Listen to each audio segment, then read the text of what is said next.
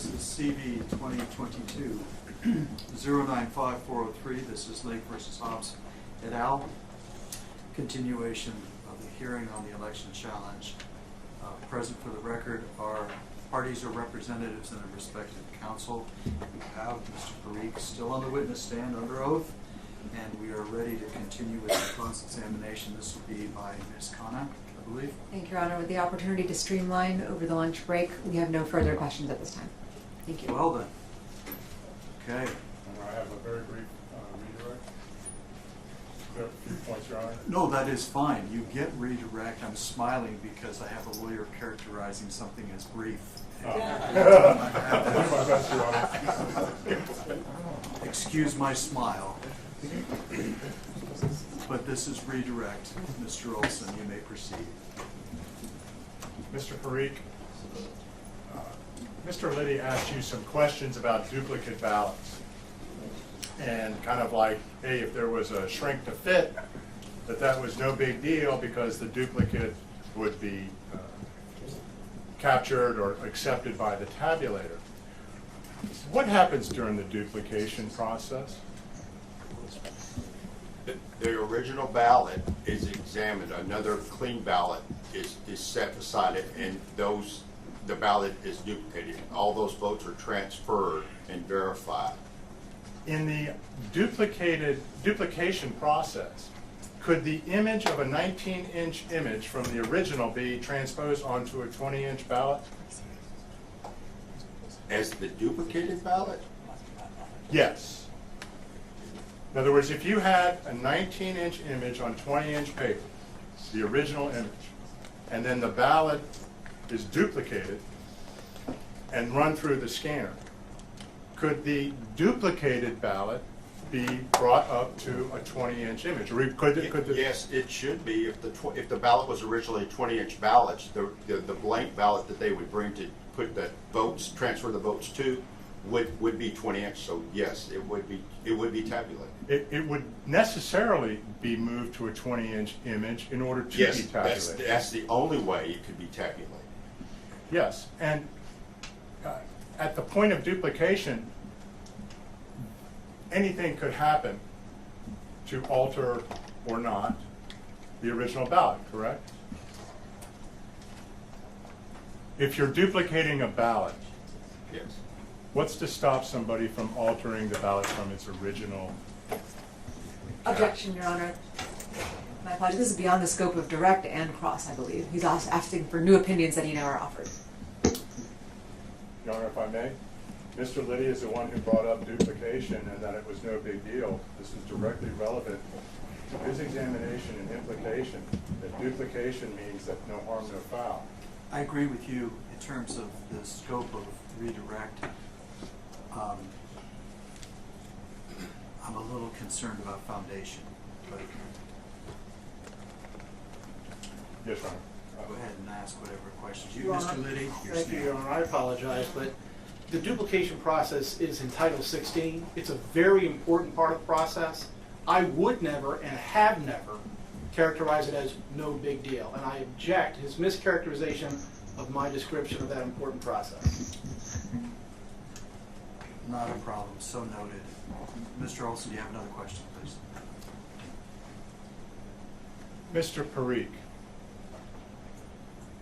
Mr. Liddy asked you if you had asked for the duplicated ballots. And you said in the beginning, your testimony is that you had asked Mr. Jarrett and were given an answer that there was no way to trace. And then subsequent to that, when you were asked the question again, you said you did not ask. What was the distinction that you were drawing in terms of asking for the duplicated ballot? I thought Mr. Liddy was asking me if I had planned on, if it was in my plan of what I selected and wanted to see as far as the sample size, and I did not plan that. I did not plan that. It was made clear there was time taken to ensure that all the inspectors were aware of how the process would be, the amounts we were allowed, and all that. And they were provided to us. And when they were, I asked where the I did ask where the duplicated were, but that was as part of the court order process to look at those. Okay. Yes. And when you, so that the record is clear, when you asked for the duplicated ballot while you were there at MTech, what was and who did you ask again? Was it Mr. Jarrett? Mr. Garrett, yes. And what was his response? He said they would have to get texts and it would take up to a week to trace that down. Okay. And you heard Mr. Jarrett testify that there was no way that a 19-inch image was placed on 20-inch paper in the November 2022 general election, correct? Yes.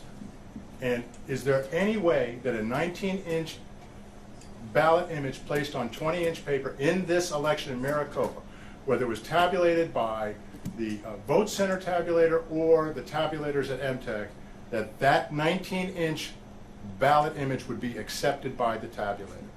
There's no way a 19-inch image on 20-inch paper could be accepted by the tabulator. You also examined early votes, correct? Yes, sir, I did. And you testified that those were votes that were printed by Runbeck. Yes, sir. Did you see out of any of those early votes that you inspected or observed a 19-inch image on 20-inch paper? No, sir, I did not. So the 19-inch image on 20-inch paper was only an existing condition on the ballot on demand printed ballots, which were the day of the election. Is that accurate? Yes, sir, that's accurate.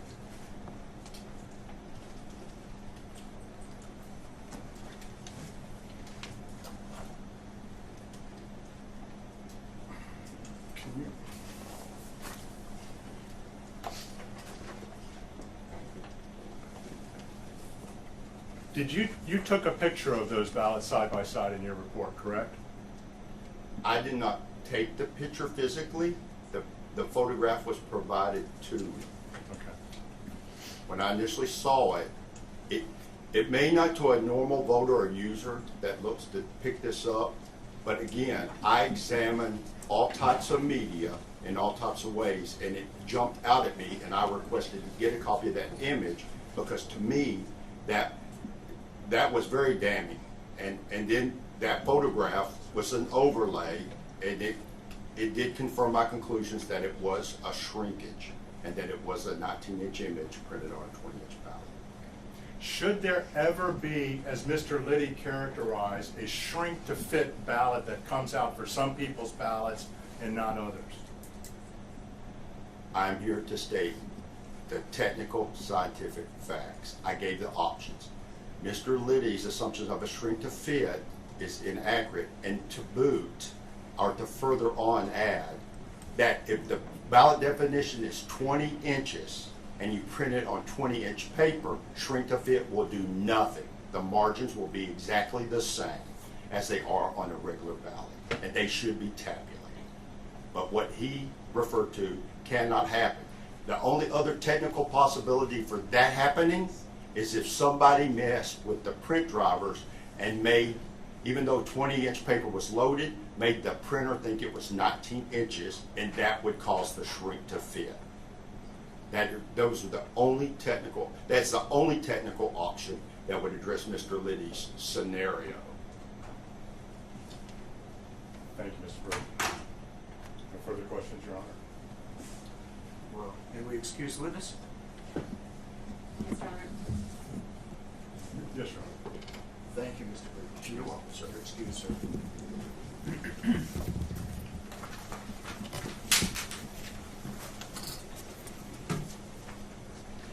Mr. Blount, Mr. Olson, who's your next witness? Your Honor, at this time, we'd like to call Aaron Smith.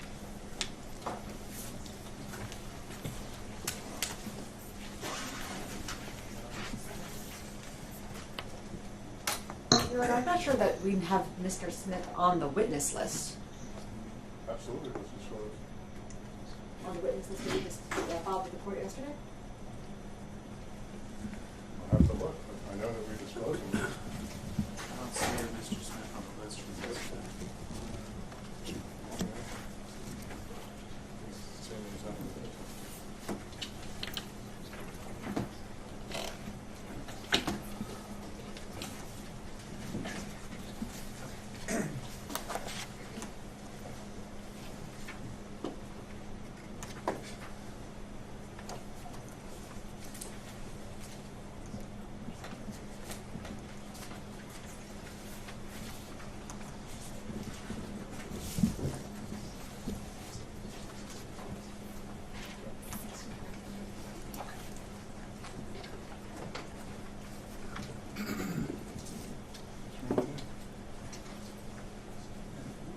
list I'm looking at, Your Honor, doesn't show Aaron Smith designated as a witness. If Your Honor wants to give me a few minutes, I can go through my emails. Looking at what the court was given. I don't know that we provided that list, Your Honor. And I think you We also, I think there was an email communication from plaintiff's counsel expressly asking us to take Mr. Smith off of the list. no, we did not Well, take Mr. Smith on. We're now burning time. Okay. Trying to find out who Mr. Smith is and where he is, so. Yes.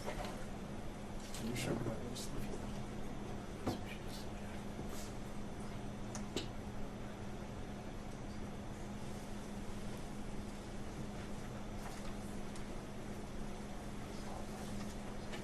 Can I see the list?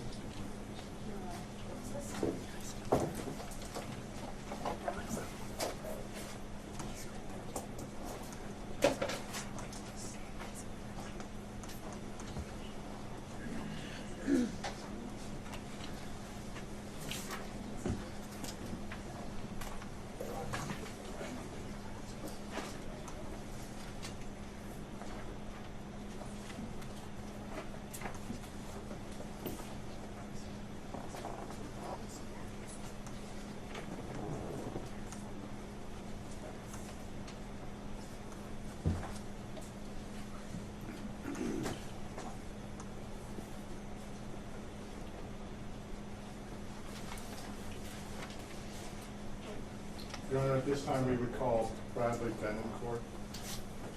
Very well.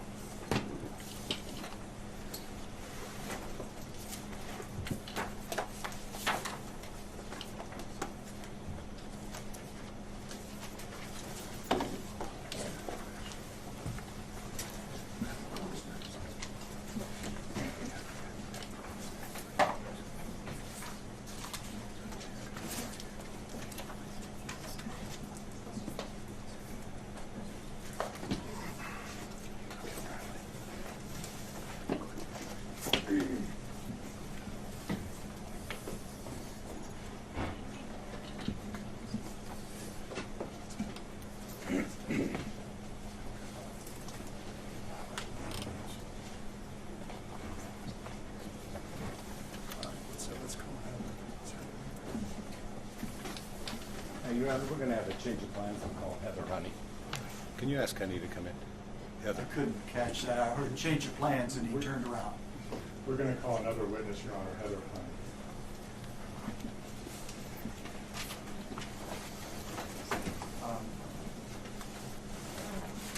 Sorry about that, Your Honor. Or who's the witness waiting outside? Yes, she's coming in now. Could you just hold on 1 second, have her stay outside just a second? Hold on 1 second. Thank you. This was another issue that was raised in the 807 notice by plaintiffs that they were going to use hearsay. I apologize, Mr. Olson, you're having a hard time hearing me, and I'll try and speak up. The disclosure that I received had a listed Exhibit A. There was no attachment. So all I have is information that this witness is going to testify about a voicemail from someone with a first name, no last name. Well, Your Honor, I don't have any substance. it's a voicemail from somebody by the name of Betty, who Well- identifies herself as working at the Department of Elections for Maricopa County. The voicemail was left to my client in response to a FOIA request, a Public Records Act request that was made for chain of custody documentation. And the voicemail, we believe, Your Honor, is a statement against interest. Because they basically say, well, don't know. Okay. It had been disclosed, Your Honor. Okay. Who's going to respond? Your Honor, I will. Number one, I'm going to, Mr. Liddy? thank you, Your Honor. I'm going to object to calling this witness for the purposes of testifying by hearsay testimony by somebody named Betty, who is not a party in this case, and therefore cannot make any statements, admissions on behalf of the party. And this so-called voicemail has no authentication, so I would object on foundation as well, Your Honor. And Your Honor, we don't have, it hasn't been disclosed. It's been disclosed, Your Honor. This court even had it on trial. But Your Honor, Betty identifies herself as someone working in the Maricopa County Department of Elections. She also identifies that she is responding to my client regarding a Public Records Act request that was, I'm sorry, I said my client. She was responding to my witness regarding a Public Records Act request. It was my client who made that Public Records Act request. And Betty is explaining in the voicemail that they're still looking for the records, but they have no idea, and she's got to go on vacation, so she should call back and talk to somebody else. This is a Public Records Act request, Your Honor, that is directly relevant to the trial here today. That's not my problem. I agree with you. I see the relevance of what you're arguing. My problem, and where I'm focusing my questioning, is the authentication and the disclosure of this, because you're asking for this under 807 as an exception, because there's not another recognized exception to the hearsay rule, and I didn't see anything disclosed. You're telling me this today. This is the first I'm hearing it. So, Well, Your Honor, you're asking, this 807 is the exception when everything else is gone. This is the Hail Mary that says, understood, Your Honor. I've got nothing else, We Judge. put it in 807 just in case, but I believe it is a statement against interest, especially in this case. We have pending litigation between my client and the county regarding their operation of this election, Your Honor. And it is a statement made by Betty identifying herself as an employee of the Maricopa County Records Department. My witness, Your Honor, will get on the stand and testify that she deals with Betty with respect to public records Okay. requests. Very well then. Okay, so that's your offer of proof that your client was, not client, your witness was going to testify that this is a known person to her. In other words, she could recognize a voice, she knows this person, she has dealt with this person as a representative of the defendants with other public records requests. Did I get it right? You got it right, Your Honor. Mr. Liddy? Your Honor, first, we have not received this, so we object on that basis. And second, there is no Betty that's a party. We can't authenticate who she is, and she cannot make an admission on behalf of any of the parties in this litigation. And the fourth point, Your Honor, is a public records request is not one of the two counts before this court this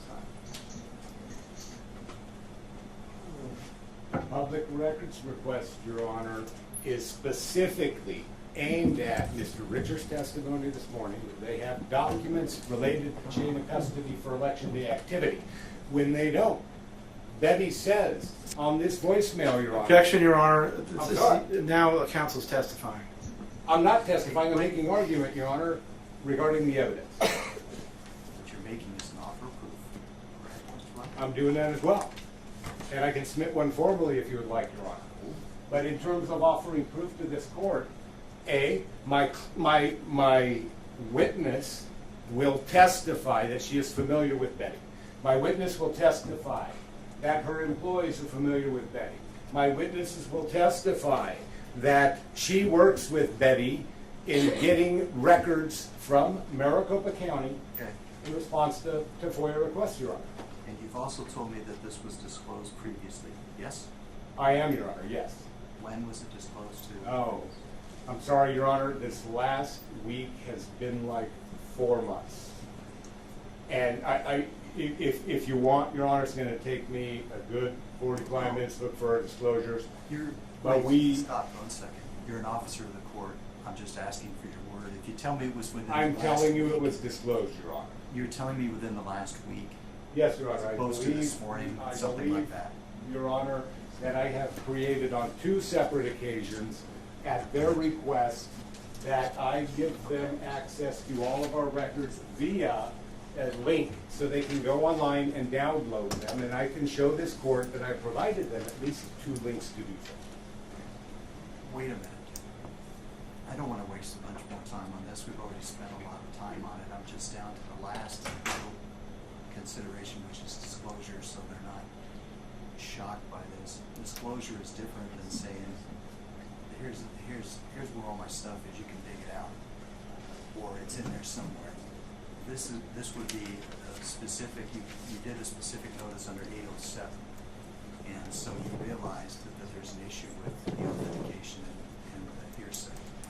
So all I'm looking to do is verify that this is not something brand new today in terms of identifying this witness in court today. It is not, Your Honor. Thank you.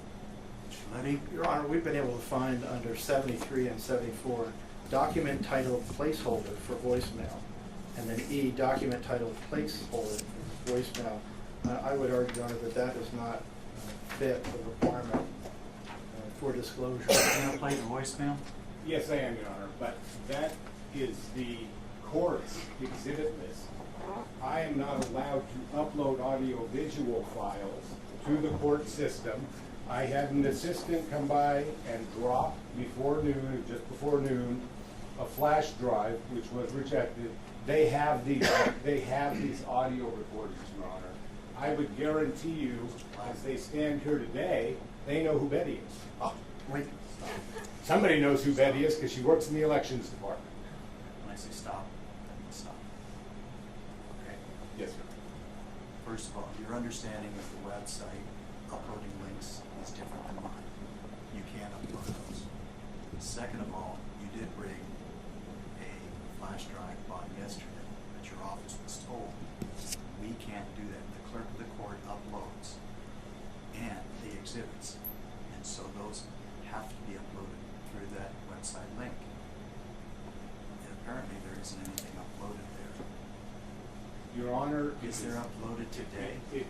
They were uploaded to this. We took everything we had in our disclosure and we uploaded it to the system.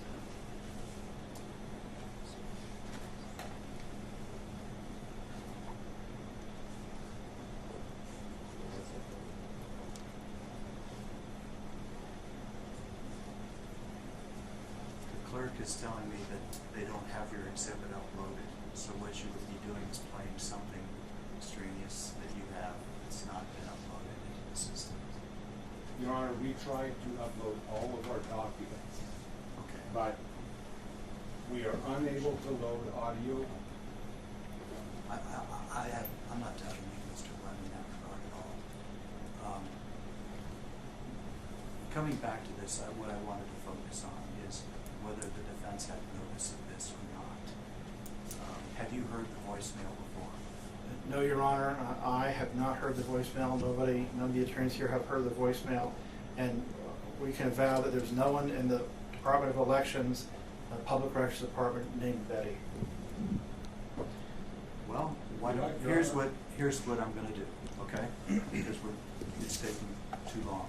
You can call your witness can testify, and cross-examination can happen, but not play the video or the audio clip because it's not uploaded, it's not in the system. I don't have that disclosed. Your Honor, based on representations by counsel, we could always play it real quick before I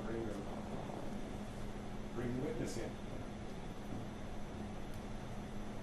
Counsel represented that there's no one by that name who works at the elections department. No, we're not gonna go, I'm not gonna have an evidentiary hearings on this issue, okay? It was raised earlier in your notice. I told you that the attachment wasn't there. Now it's not in the exhibits. We're just gonna move on. You can go ahead and call your witness. There'll be cross-examination. You can redirect, but we're not gonna play a clip that's not uploaded and not previously disclosed. Thank you, Your Honor. Would your honorable court reconsider if I can go online at some point today before I'm done with my witness and show something that says you cannot upload audio-visual files to the system from this link? I tried anyway, Your Honor. No, I don't know that you tried.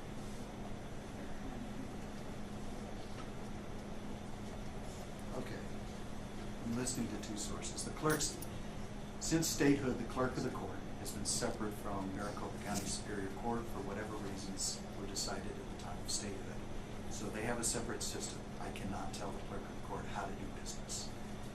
They run the exhibits, and so I'm looking to that website and my understanding of it, my clerk telling me what can be uploaded. I am not doubting you, Mr. Glenn, that you tried to upload the exhibit. The operative question is whether or not it's a surprise to them, meaning the defendants, because they have not heard the video clip. That would be something, whether it's uploaded or not, you would have given them previously. So your question to me is whether I would reconsider that ruling after having heard the evidence if you make an offer of proof separate and apart from the witness's testimony, correct? Yes, Your Honor. Okay. I'll accept that. You can go ahead and make an offer of proof. Do you have that right now? The auto recording? Yes. Yes, Your Honor, we can pull it up. Well, that's what I want you to do. Give your offer of proof. All right, and may I play it, Your Honor? Playing it for me, yes. Yes, that's what I mean. This is part of your offer of proof, Mr. Glenn. Let's see, do we have the...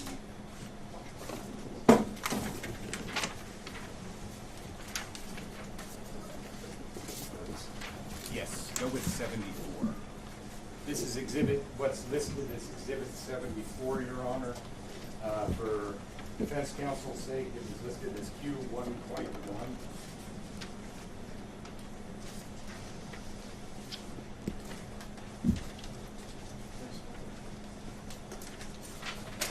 And now, Your Honor, I'm hoping she didn't say she was Betsy. Hi, Michelle, this is Betty. Hi, Michelle, this is Betty calling with the Maricopa County Elections Department. I'm so sorry that I'm calling you back so late. I was getting your message yesterday. I still don't have information. Christy is waiting to receive information as to where that document is. So we haven't forgotten. We just haven't heard back. And I just wanted to give you that update, which is really not an update, but it is still on our to-do list to see where we can get that for you. Once we do have it, we will call you and let you know. I am actually going to start my holiday tomorrow, and I'm going to be off all through the following week.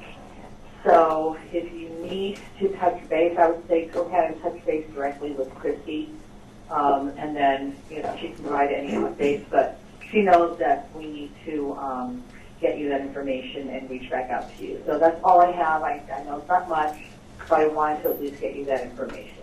Okay. All right. Well, thank you so much. And if I don't talk to you, have a fabulous Christmas and New Year, and I'm about to talk in the. Okay. Thank you. Bye bye. Hi, Michelle. This is Betty calling with the Maricopa County Elections Department. Is that the same one? Yeah. It just looped, Your Honor. Looped. Okay. Very good. All right. That would make an interesting crank phone call, Your Honor. That somebody identifies themselves in the Maricopa County Elections Department, stating their name and saying, we're still waiting for the record responsive to your request, Your Honor. My client will testify as to who this individual is. I'm sorry, not my client, my witness. My witness will testify, Your Honor, that she interacts with this individual Okay. when she's fulfilling FOIA requests from the Maricopa County Recorder's Office in the department. Very good. Okay. Go ahead and call your witness. I'm going to give it the weight I deem appropriate, when all the dust settles, but you can go ahead and call your witness. Thank you, Your Honor.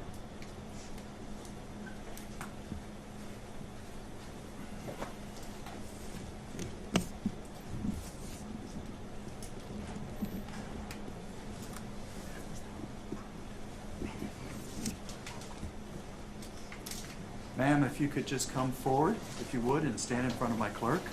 Raise your right hand. She'll swear you in. Did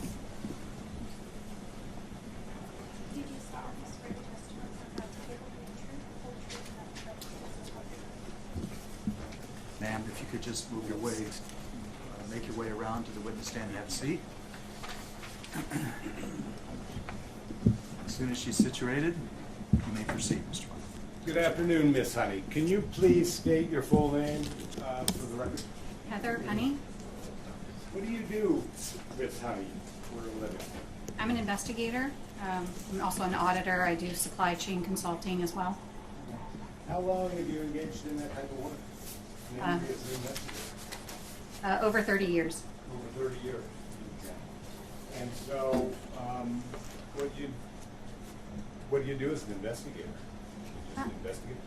Yeah, I mean, I do corporate investigations. I do, as I mentioned, supply chain investigations, counterdiversion, those sorts of things. And recently, over the course of the last about 2.5 years, our research has sort of expanded into, sort of the government accountability, transparency, and elections. Okay.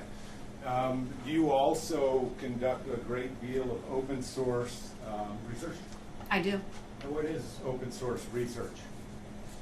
Open source investigations, open source intelligence is just the use of publicly available information, public records, to do investigations or research. All right. So like Maricopa County Elections Department record, would that be correct? Yes. Okay. And you can get those through how? In Arizona, it's a public records request that you submit. All right. And so in terms of your work doing open source investigations and things of that nature, I know you're shy, but I also know you teach people. Can you give me some background in that area? Yeah, I do training on open source investigations, open source research. I've been doing that sort of training for about 5 years now, and I instruct people. Who do you train on behalf of? Well, I'm a small business owner. I own my own company, and I wrote my own curriculum, and I train clients, military clients, special forces. I train law enforcement. I train private corporations, and I train journalists as well. Right, so that's an awesome use of open source investigation skills for journalism. And I think you said special forces? Yeah. Do you do any work with the department or the DEA? I don't believe I've ever had students from the DEA, I mean, like Secret Service, like I said, law enforcement agencies, local police departments, those sorts of things. All right, very good. And so you said you also got involved in election integrity issues. How long ago? About 2.5 years ago now. 2.5 years ago? Okay. And just what states have you done research in? Well, some of our research has been in all 50 states. Specifically, we looked into vulnerabilities in the UOCAVA, the non-military UOCAVA voters. In addition to that, we've done very specific types of research in Pennsylvania, Michigan, and Arizona, and a little bit of stuff in Georgia as well. All right. And so, with respect to your work in the state of Arizona, do you know what is the EPM? Yeah, the Election Procedures Manual. Okay. Familiar? And I would like to pull up the Elections Procedures Manual right now, Your Honor, Exhibit 60.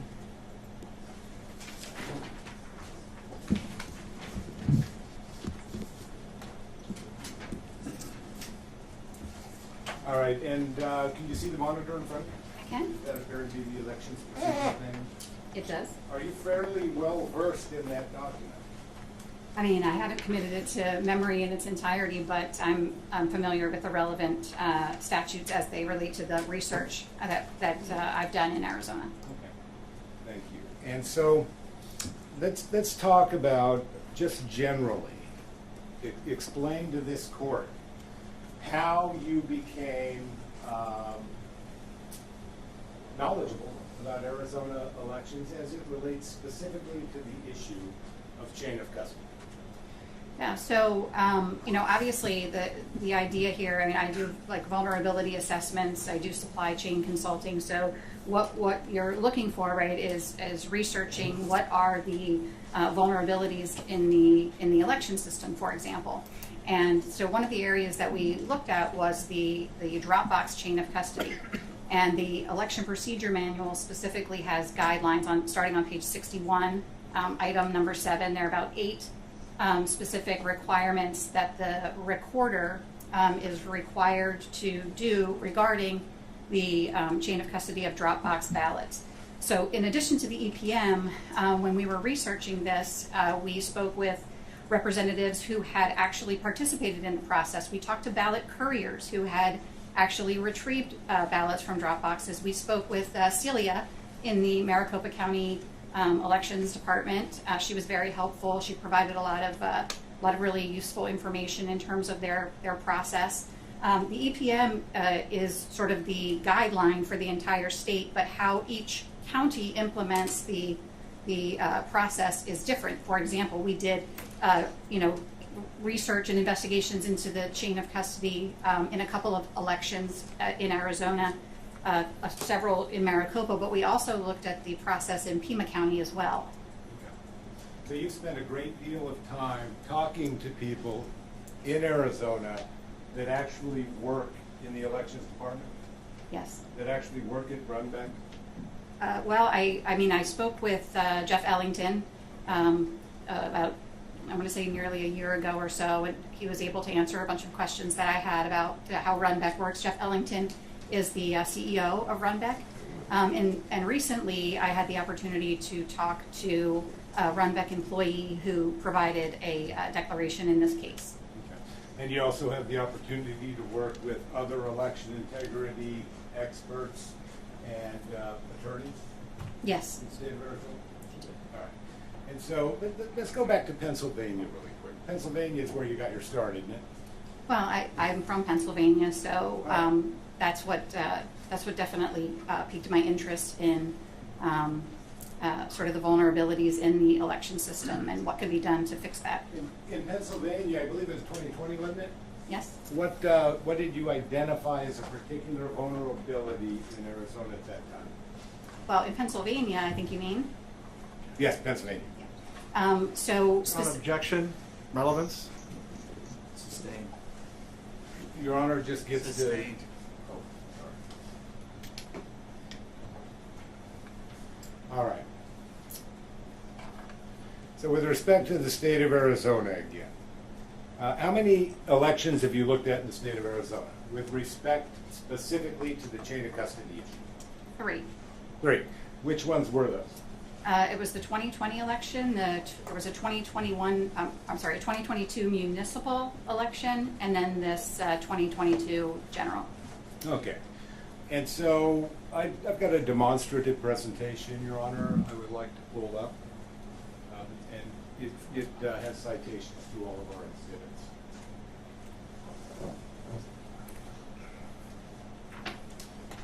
Ron, I'd like a moment to review this with my co-counsel before it's published to the witness. That'd be fine.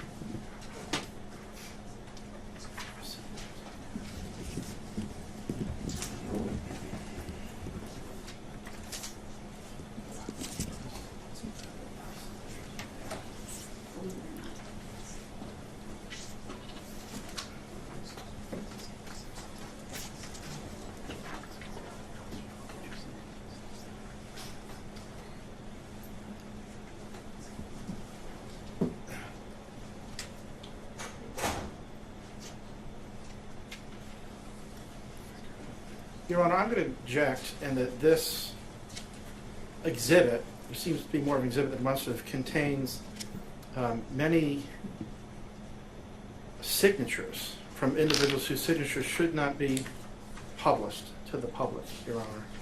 Your Honor, signatures are routinely published, and do you have a cite to that statute, 16? Let me ask a question, if I could, please. Yes.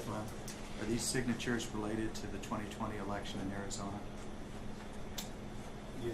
I believe these are, May I answer that question? yes, Well, not to. these are related to 2022. This is the 2022 election.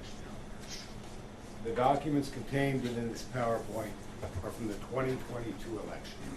They were all provided either in response to my client's FOIA request, or they are public source documents that are published online, including, there's a citation right off the bat, Your Honor, to the EPM. And so, there's nothing in here that's been a surprise. This chart made by my client has also been disclosed. And with respect to signatures, Your Honor, signatures are public all the time. Signatures of voters. People check their lists, their roster lists. I'm sorry, I'm not active in politics, so I don't know what it's called to run for office. You got to go get whatever it is, enough signatures to get on the ballot. Those are accessible to the public. Okay, I can go on the county recorder's webpage right now, today, this very second, and I can pull up titles, deeds, financial documents, all kinds of records that specifically contain signatures. These documents, Your Honor, which I'm going to move all of the underlying documents into the record, contain no PII. We're not talking about birth dates, social security numbers. We're not talking about driver's license. We're talking about Maricopa County's own documents. Lee? Your Honor, if I heard counsel correctly, he wants to move these in as exhibits, so therefore they're not a demonstrative, and they have not been provided on his exhibit list. Your Honor, I'll tell you what, the moment I come across the document that has not been provided on my exhibit list, this court doesn't have, then I'll stop with the demonstrative.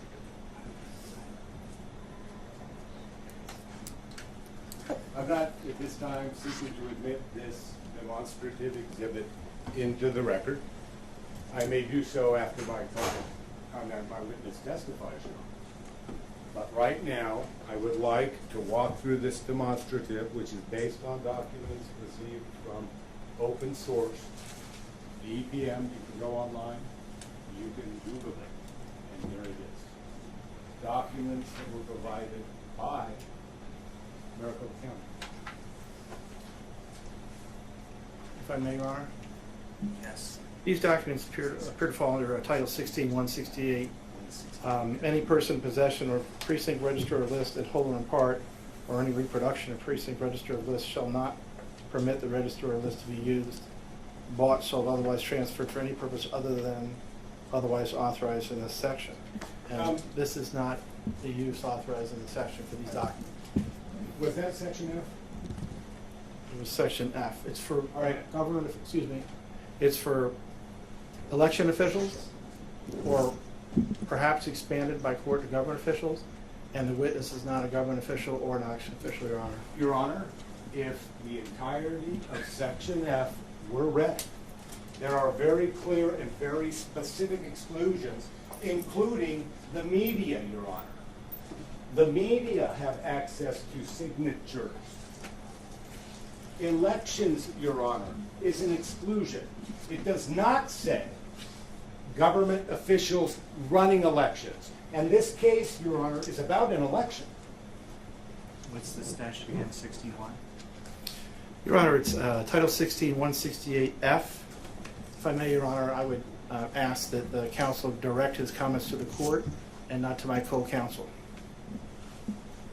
Sorry, I look around when I talk.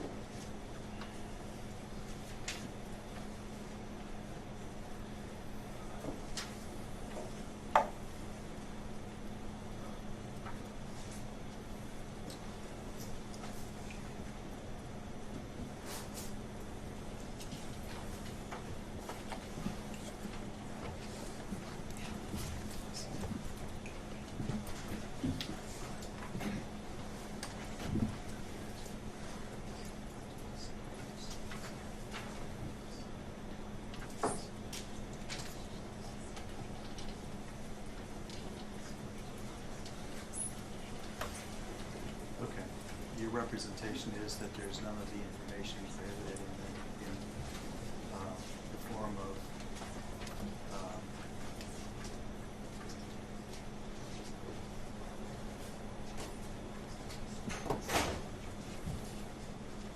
month, date, and year of birth, social security number, driver's license number, non-operating identification license number, Indian census number, father's name, mother's maiden name, state or country of birth. None of that is contained.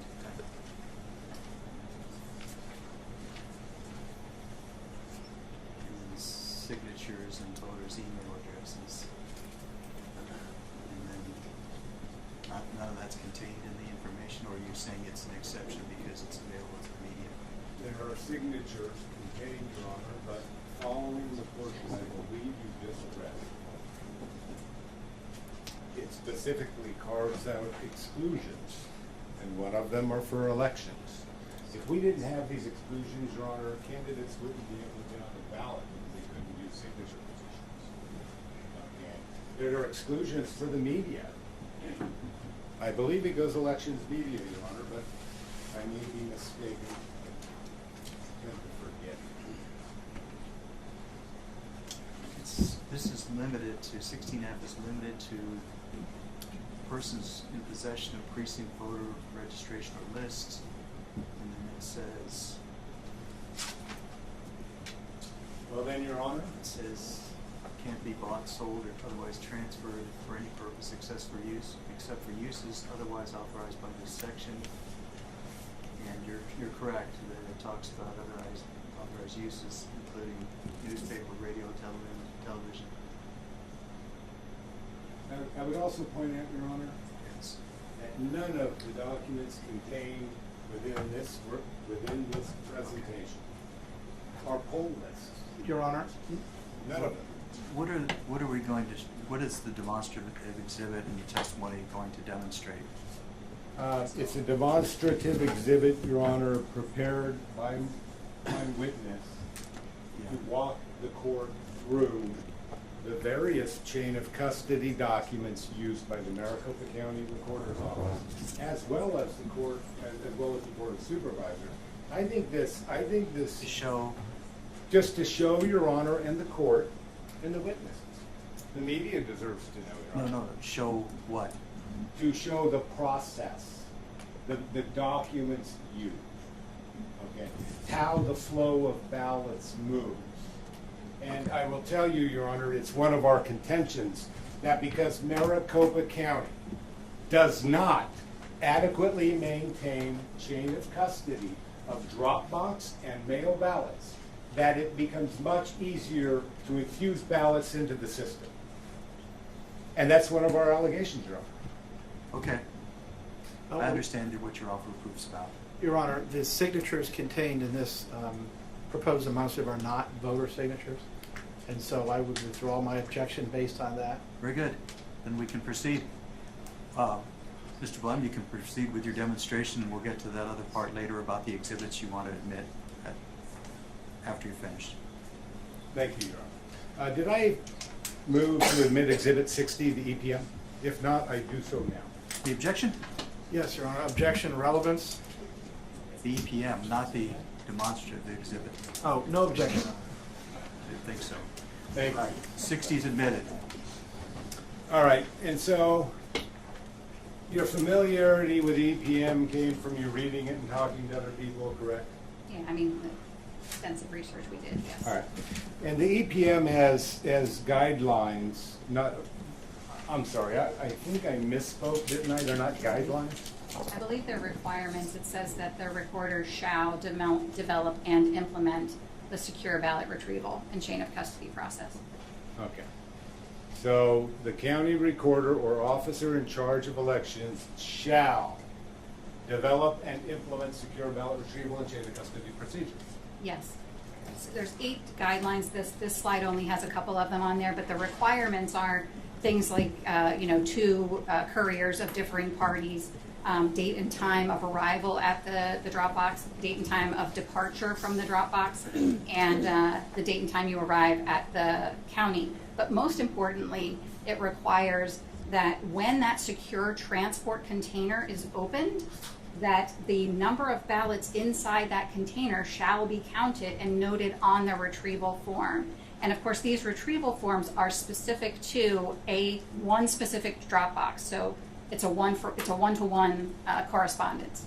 Okay, so based on the law then, if I were to go to what's designated as drop box P57 and retrieve the ballots from there, I would create a chain of custody record that identifies the two people who went to get the ballots. It identifies the time they went there. And more importantly, it identifies the number of ballots contained within that box. Well, to be clear, the form is called the Early Voting Ballot Transport Statement. And it is the ballots are not counted at the time of retrieval. Instead, what happens is those couriers, they go out to the drop box, they open the drop box, they retrieve all of the ballots, they put them inside. Again, I'm going to tell you how Maricopa County does it. It's not necessarily how all of the counties do, but specifically in Maricopa County, the two couriers put the ballots in the box, they close the transport container, they zip tie it with security seals, and they document the fact that it was the two of them, the location, the time, etc., as I already mentioned. And then that secure container is transported back to the county. Okay. And does that sound like a pretty secure process when that is done? Yeah, I mean that's the process, and that's compliant with the law in Arizona. So. But do you think it's important to have the number of ballots in each box? Well, what the law requires is that when it's transported back to the county, and when the recorder or the recorder's designee opens up that container, that at that point, when the container is open, the recorder must count those ballots and record the precise number of ballots inside the container on that retrieval form. And again, the retrieval form is required in the EPM. Okay. And really quickly, I'm going to sort of interrupt your PowerPoint from time to time because I think you said EVBTS? Yes. Early Vote Ballot Transport Statement? Right. I actually have that on one of the slides so that you can see it. Understood, but I want the court to be able to see a standalone of that document, and then we'll turn back to your slide. Is that fair? Understood. Sure. Could you please pull up exhibit, now I forgot what it was. 75, would be R1 on this one.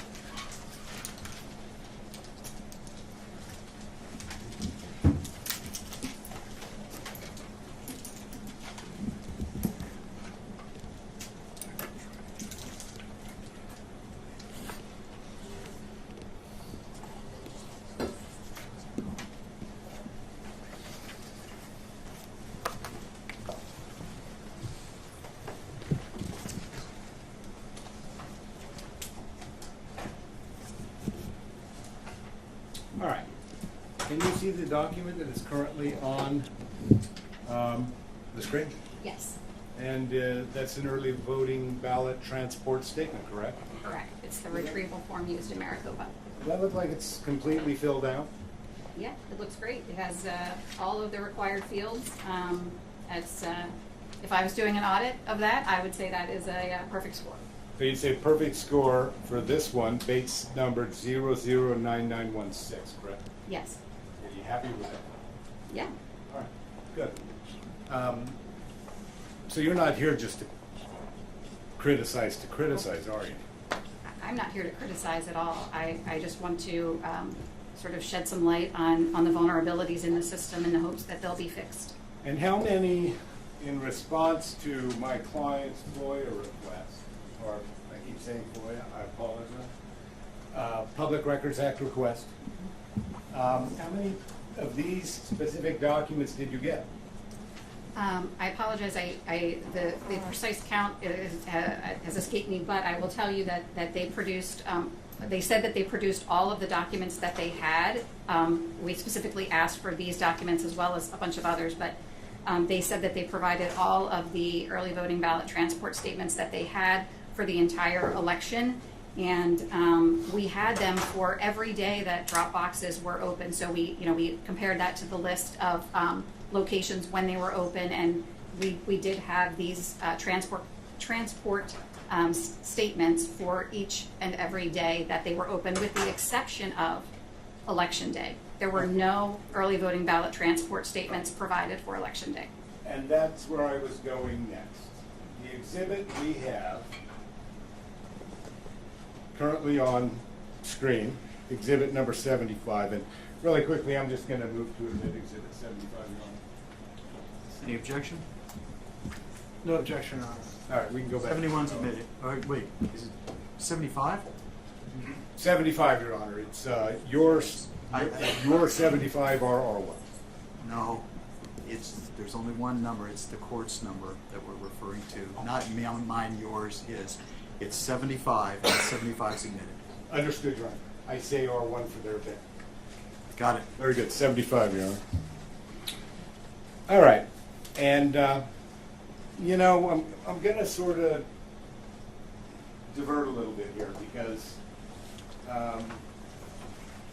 do you have any problems with any of the early ballot transport statements that you reviewed for the beginning of early voting until Election Day? No, I think that they actually, compared to previous elections, they did a really, significantly better job with the documents this time around. But again, there were no documents produced for Election Day, which amounted to a significant number of Dropbox ballots. All right, and so let's go back a little bit to talk a little bit more about your history as we sort of go through this. But what did you find when you did the 2020 election? You looked at all the documents they had for chain of custody, correct? Yeah, so we made a couple of observations. The first one was that there were a significant number of these early voting ballot transport statements that were not properly completed. Specifically, I would say the biggest issue was that there were quite a few of them that did not. Objection, Your Honor. Witness testifying about 2020 relevant? Yes, she is. Yes, Your Honor. It's just relevant to my client's, I'm sorry, my witness's history, A. And it's also relevant to, Richard's testimony. He said he came in and he made it better and changed forms. And it was my witness, Your Honor, that sort of led that effort to get forms changed. Okay, but that count was dismissed.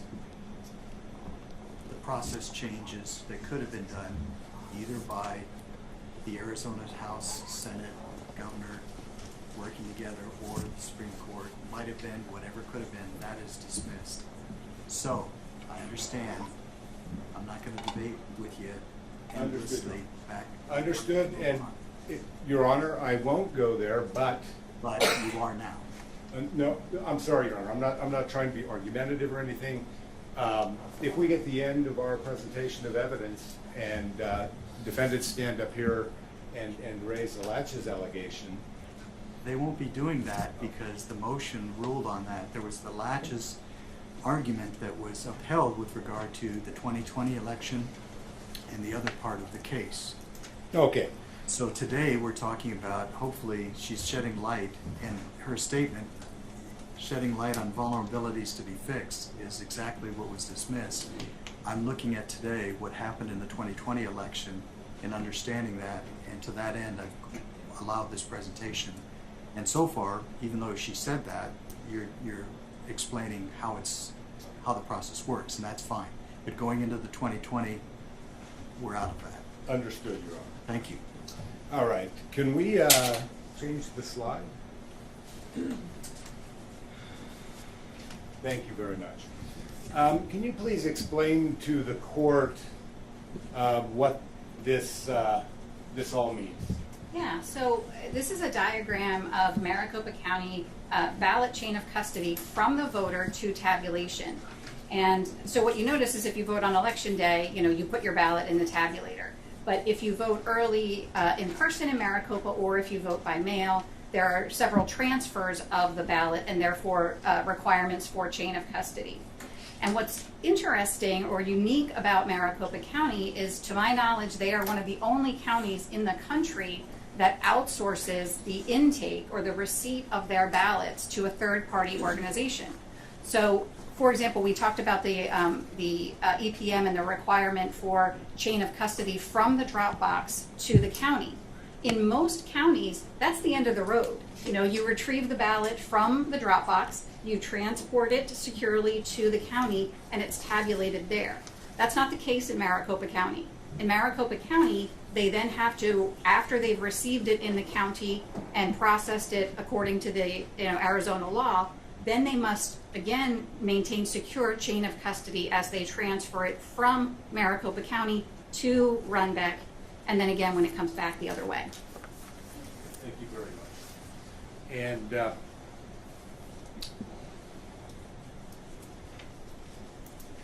how many steps are there?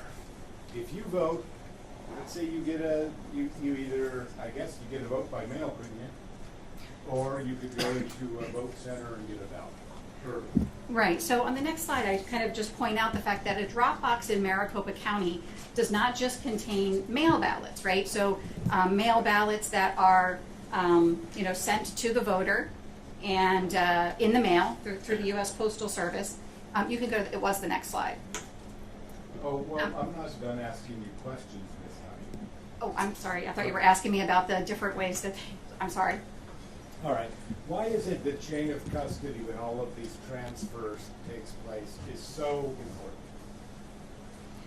Well, I mean, chain of custody, first of all, it's the law, and secondly, it's what allows sort of the security of the ballot, right? If you have 10 ballots and you have 10 ballots and they're transferred to the next location and there's still 10 ballots, then you feel like that's a pretty good secure chain. But if there are ballots added or subtracted, you become aware of that if you are properly managing chain of custody. Okay, so is what you're saying that at each of these different points in this process where a transfer is made, there are vulnerabilities in the system that could either induce or reduce the number of ballots? Well, I mean, I think the reason that you maintain chain of custody, the reason that it's part of business, it's part of elections, is because if failure to maintain chain of custody presents a situation where ballots could be added, but ballots could also be removed. And so that's why this whole chain of custody is important enough to have its own laws written about it. Okay. And can you pull up Exhibit 102?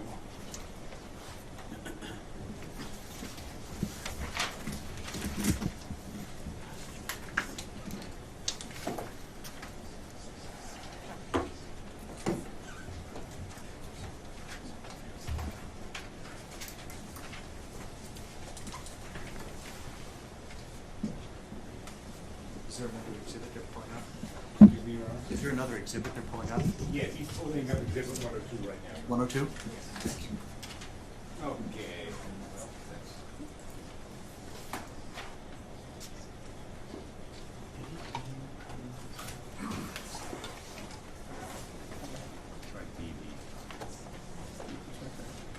Okay. All right. And so you can see the screen, Miss Honey? Yes. And is that the chart you made that is that we marked as exhibit? The court's marked as Exhibit 2. It is. I move to admit Exhibit 2, Your Honor. Objection, Your Honor, foundation. 102. You got me Yeah. confused. Oh, I'm You sorry, said 102. 2. Now you got the. Did I say 2? Yeah. I apologize, Your Honor. It's 102. That's why I had this look on my face. I'm sorry. 102? 102, Your Honor. And which, is there an objection? Yes, Your Honor, this was offered as a demonstrative, and we're fine with that, but if it's going to be offered as an exhibit, it lacks foundation and no authentication. Well, okay. Miss Honey, did you Wait, make wait. this copy? Let me roll. I think that that's what the witness has done, is she's testified as to her understanding, and that's what this represents, her understanding of the system as the law is. And your objection next might be, My objection is I'd like to know where she got it, who created it. Did you make this chart, diagram, whatever you want to call it, Miss Honey? I made it in PowerPoint. And did you make this based upon your Thank you, Your Honor. multiple- Based on that, no objection. great, 102 is admitted, thank you. All right, can we go back to the slide and move on to the next one? Which exhibit? Oh, the demonstrative is the, I'm sorry, the PowerPoint. I'm sorry.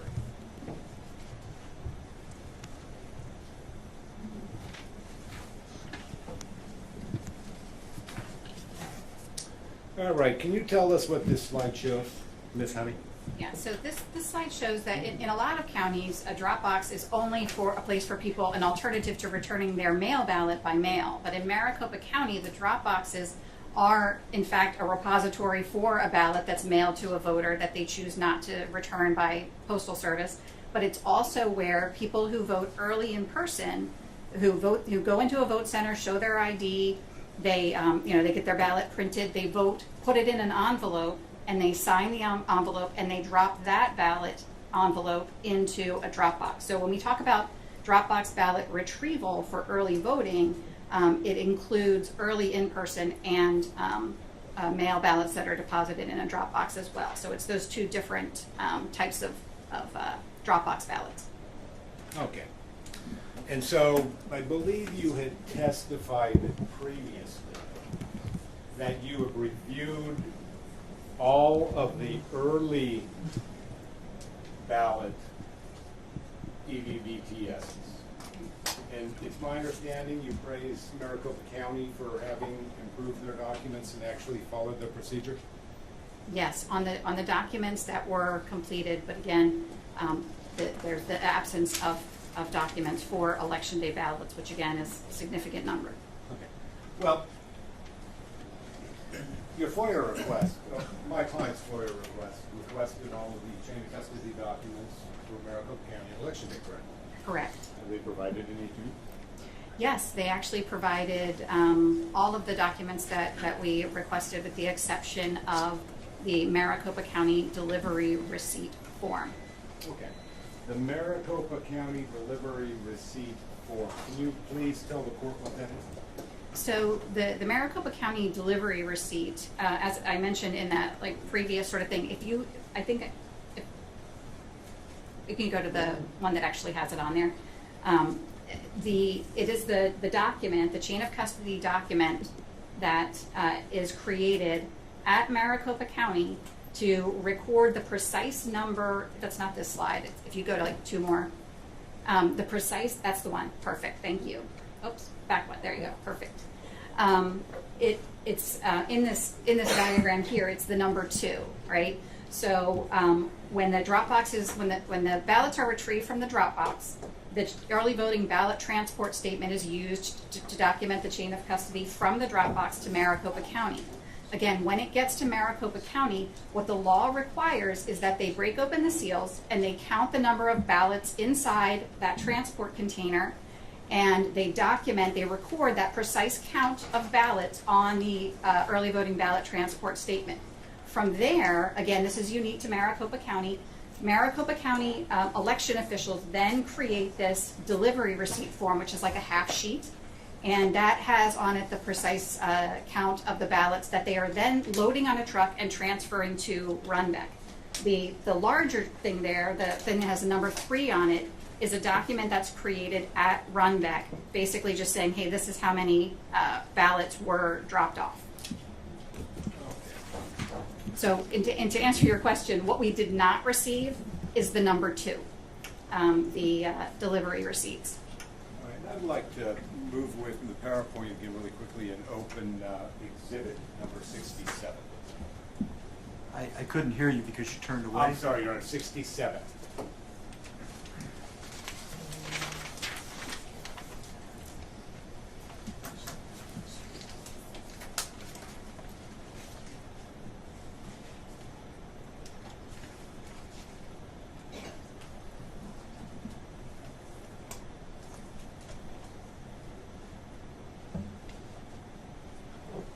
All right, Ms. Honey, you were talking about the early voting ballot transport statement. Is this it? I mean, that's one of them. This one is from ASU West from October 25th. Okay, by one of them you mean there were many of these? Yes, so there's one of these forms for each day that a drop box is open. So if there are 50 drop boxes open on a particular day, there are 50 of these forms created because there are 50 retrievals of ballots. And you reviewed all of these? We did? All right. And, I already moved this way, didn't I? I don't have that you did. Yeah, I don't believe I did. No. Move it 67 into evidence, Your Honor. No objection, Your Honor? Thanks. 67's admitted. All right. Do you have any problem with any of these statements for the early voting period? No. No, you've reviewed them all. Yeah, I mean, I think they, like I said, they did a much better job. All right. So could you actually go through all of these, add them up, and figure out exactly how many ballots Maricopa County retrieved from drop boxes up until the day of the election? Exactly, yes. Okay, and you can do that. Yes. Is that what you're supposed to be able to do? Well, I mean, on a daily basis, yeah. I mean, you have to do it for each and every retrieval according to the law. All right. Thank you very much. And so, transport receipt again. That, what is that? So the delivery receipt is, again, that half sheet that I had on the display there, which is created at Maricopa County, at MECTEC, that accompanies the ballots as they travel from Maricopa County to Runbeck. So that when they arrive at Runbeck knows precisely how many ballots are on that shipment. All right. Do you have all of Maricopa County delivery receipt documents?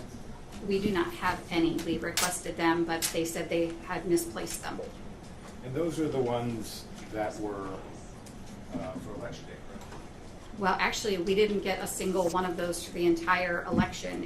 It is the testimony of in the declaration of the Runbeck employees that no such documents existed for election day.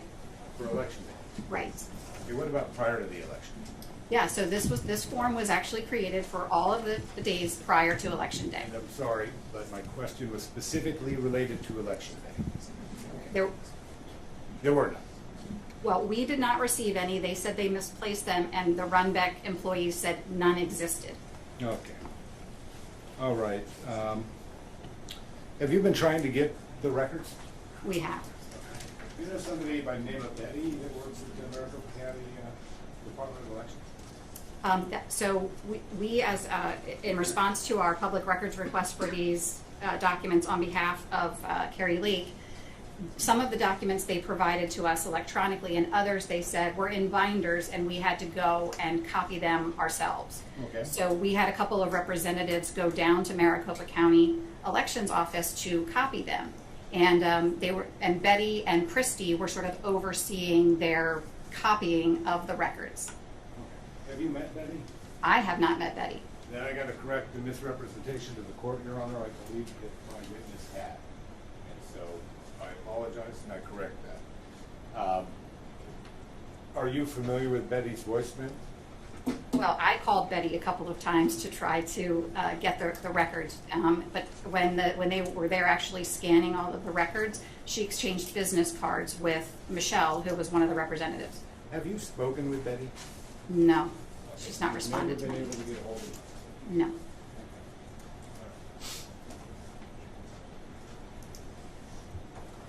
And can we go to the next slide, please? What is this document again? So this document is created at Runbeck, and this records the total count of the ballots that are received from the MECTEC delivery truck. And so they break this down into a couple of different ways. The post office inbound is separated because, of course, those are slightly different ballots, and we're not really talking about those today. But the regular MOB is the mail ballots, right? So that would be the green envelopes. And then you'll see down at the bottom the CTR. That's the vote center ballots. Those are the white envelopes for early in-person voting. Okay. All right. And what do these documents really tell you? So these documents reflect the number of ballots that are received at Runbeck. So again, this is created at Runbeck, and you'll see, like in the line here, this document is dated 11/6, and it is the precise number of pieces of regular MOB and the precise number of pieces of the CTR. And that's because they copy this information from the delivery receipt form, that half sheet that's generated at MECTEC, and then this form accompanies it, and again, they keep a copy of it, and the other copy goes back with the driver to Maricopa County to document that, in fact, he did take the ballots as he was supposed to, delivered them to the possession of Runbeck, and completes that chain of custody. Okay, so these then are created by Runbeck when Maricopa County officials drop ballots off at their third party. Is that correct? Correct. It's the drivers, though, so it's not like actually the recorder or anybody doing that delivery. Understood. And so Runbeck employees, they simply estimate the number of ballots? No, just to make the distinction. For the post office inbound, what happens is the driver, if they're, stops at sometimes he makes a special delivery, but sometimes he also stops on the way. So he'll go to the U.S. Postal Facility. So the post office doesn't deliver the ballots to Runbeck. The post office doesn't deliver the ballots to Maricopa County. The driver goes to the facility in Phoenix, and then he loads the trays of mail ballots onto the truck. And then that is taken to Runbeck. And for those ballots, they count the number of trays, number of postal trays, and they estimate that. There is a receipt that accompanies the post office ballots, but Maricopa County does not use that to record the precise number. However, they started preserving that at Runbeck. Okay, so Runbeck has started preserving documents obtained from the United States Postal Service regarding how many ballots the U.S. Postal Service was transferring to Maricopa County's care and control? Objection, Your Honor. Custody and control? Is that your understanding? Hold on, there's an objection. Objection, Your Honor. The witness said the post office provides estimates, not counts of the number of ballot packages. Shaking her head, no, Your Honor. But that's not what she says. What she said. Well, he's objecting to the form of the question, I think. What he's saying is it's leading. That's fine. I'll ask the question. Rephrase it. Thank you. Based upon your knowledge, training, experience with respect to Maricopa County chain of custody and election-related mail ballots, do you know if the Postal Service provides receipts showing the exact number of mail-in ballots that the United States Postal Service is transferring to Maricopa County?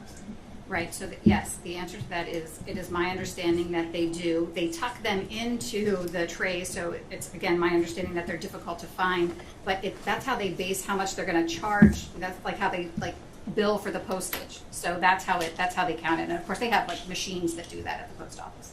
Okay, and so Maricopa County then gets a receipt, or at least the Maricopa County driver gets a receipt from the Postal Service that says essentially how many pieces of mail ballots were delivered to Maricopa County driver, correct? That is my understanding. Okay. Does the county maintain those documents?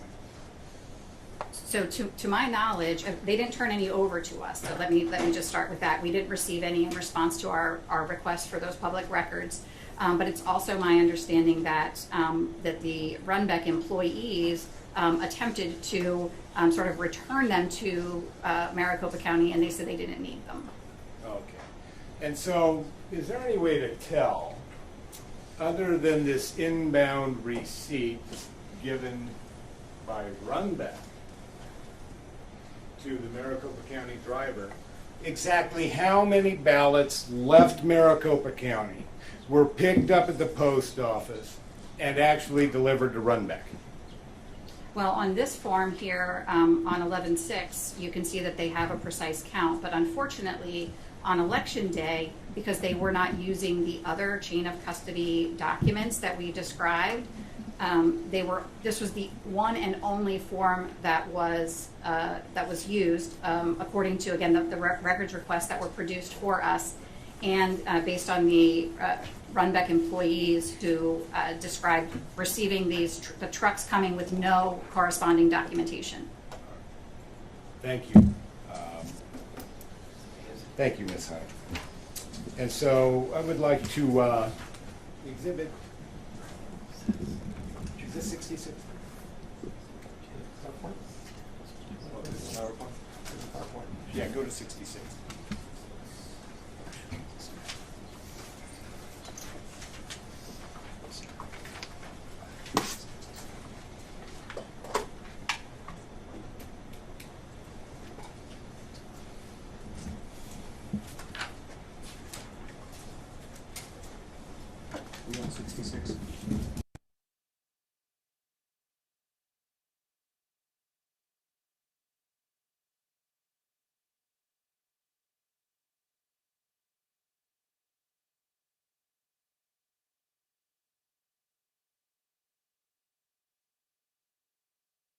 66 is admitted. Thank you. Okay, go back to the purple.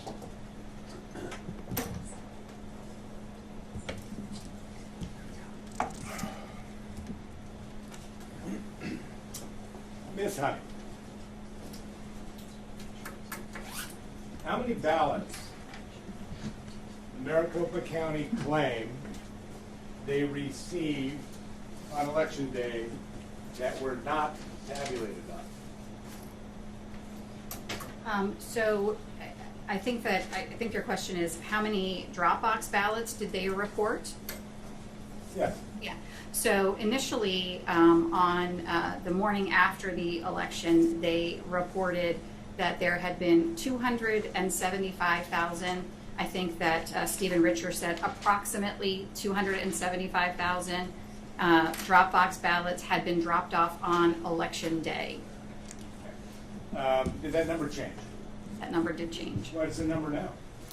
I believe that the number went from the 275 on the 9th. They also had a press conference during which at the press conference, Recorder Richer also talked about what an extraordinary number the 275 was. Ms. Honey, that was not my question. Sorry. My question was, what is the number now? I believe they ultimately said it was 292,000 that had been dropped off at Dropboxes. As you sit here today, how many of those ballots have legal chain of custody? Based on the documents provided, none. Your Honor, objection calls for conclusion. Rule 701. Wait. You're asking her, according to her understanding, from what she's experienced and observed, what's her number? Yes, Your Honor. Ma'am, if you can answer it, go ahead and answer it. Yeah, so we reviewed all of the documents provided by Maricopa County in response to our request, and the answer is that none of the documents that they created meet the requirements from the EPM.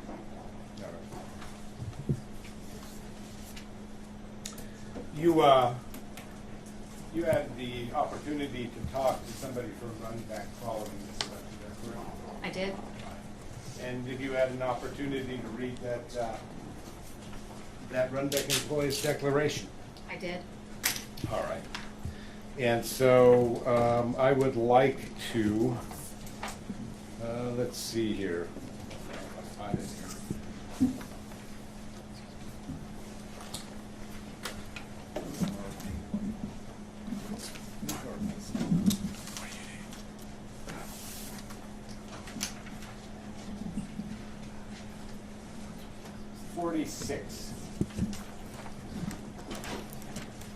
And while he's pulling this up, Your Honor, may I ask the court a quick procedural question?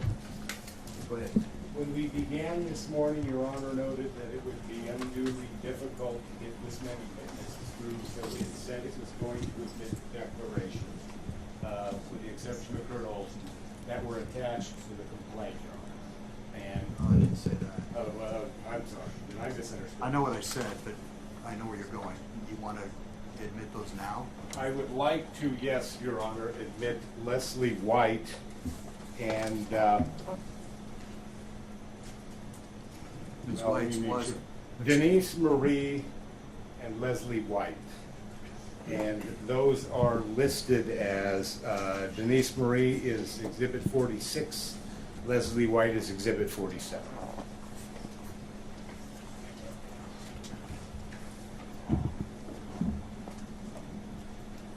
Okay.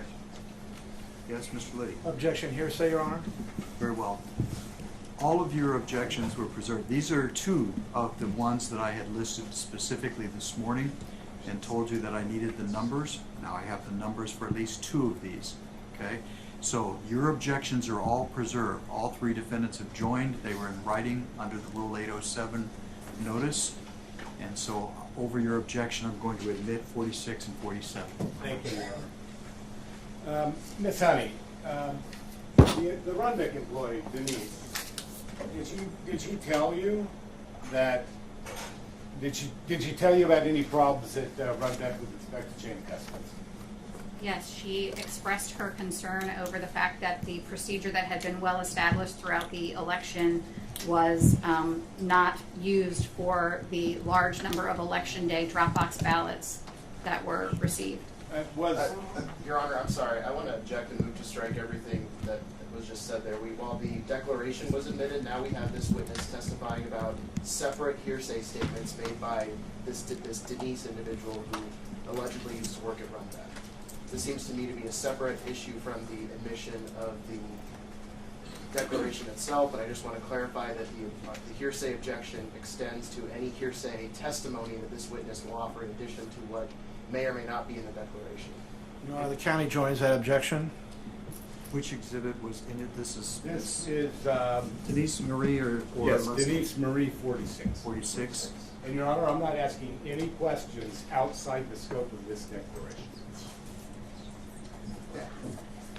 Your Honor, the declaration is in evidence. It's in evidence now over our objection. This witness shouldn't be able to repeat hearsay again, in a sense, put Ms. Marie's words into her own mouth if Ms. Marie said them herself in the declaration. The court can consider Ms. Marie's declaration, giving it whatever weight it deems fit, but to have this witness repeat what is already hearsay again, I think is inappropriate.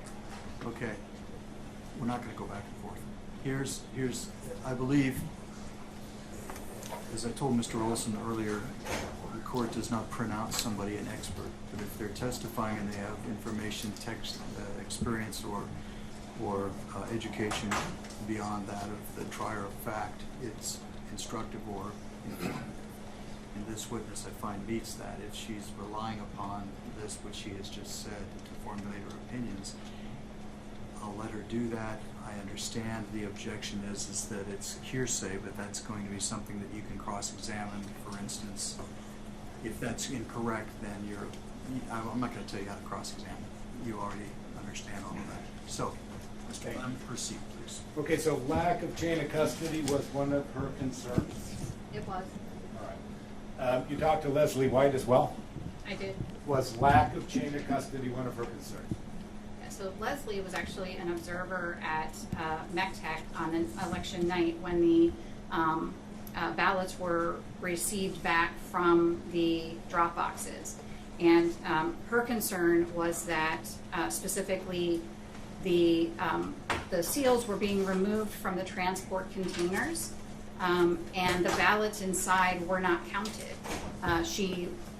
That was a requirement as she understood it, and the fact that they were just taking those ballots out of the transport containers without counting them was her primary concern.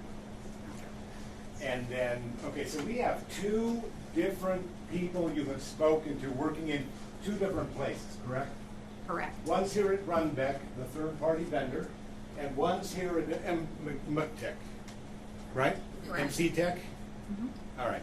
And both of them are both telling you that there is no chain of custody on election day for ballots being transported from MC-Tech to Runbeck.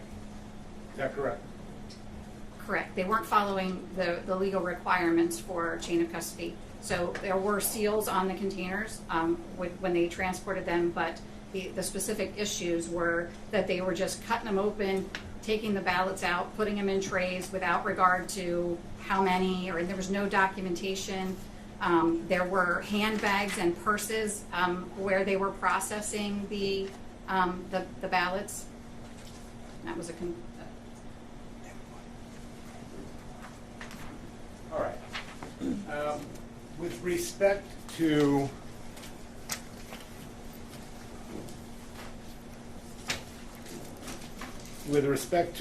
sorry, I just lost my chain of thought. With respect to Denise White,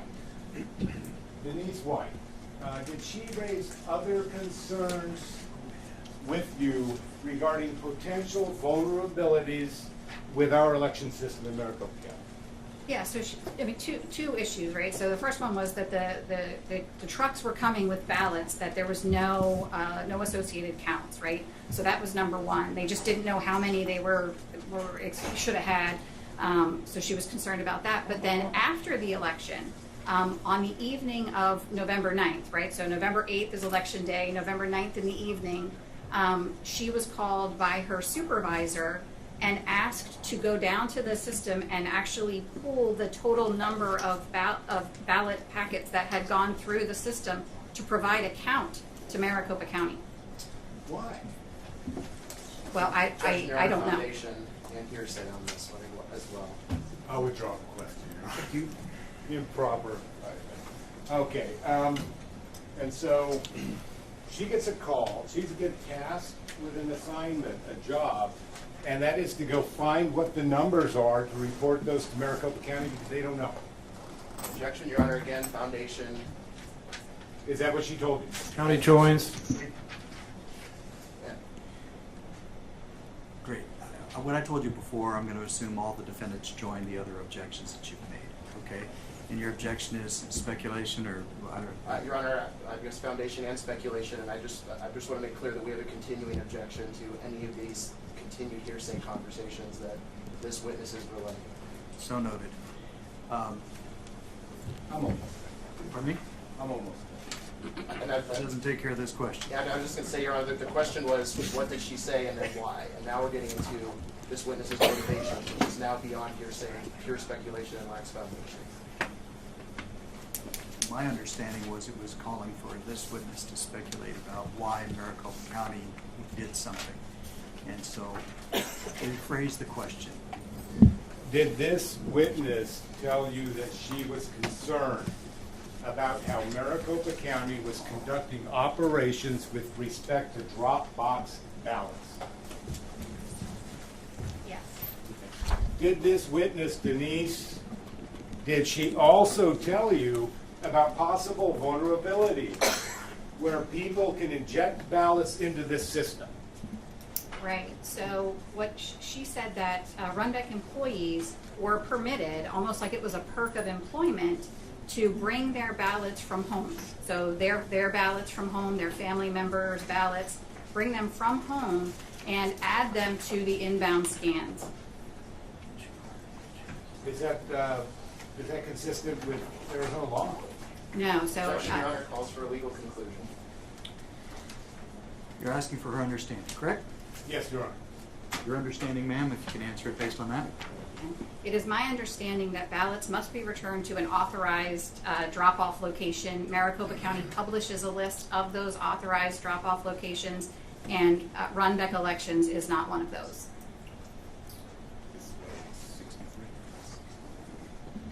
All right. Are you familiar with these social media posts I put up here? I am. Okay. And this is these are tweets by Maricopa County Elections Department, correct? Correct. Okay. I'd move to admit these are, Your Honor, Exhibit 63. Mr. Flynn, can you bring this back up on the screen? Oh, I apologize. I didn't take it off. I think we need to go back a page or something. Go back to the last and show this one. Give the defendants a Yes, moment yeah. to look at it. Any objection?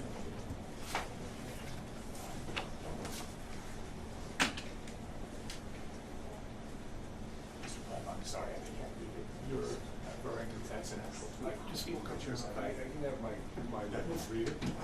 No, I Look right now, on the screen. I'm just a little bit of that.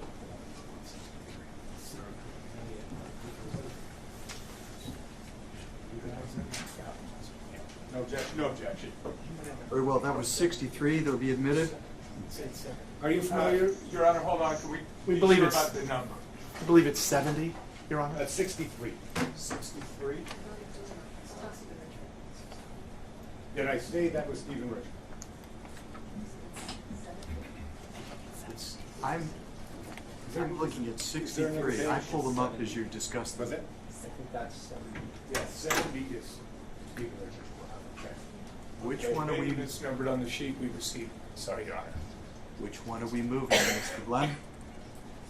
I am, I think I might have written these down backwards, Your Honor. I'm going to move in Exhibit 70.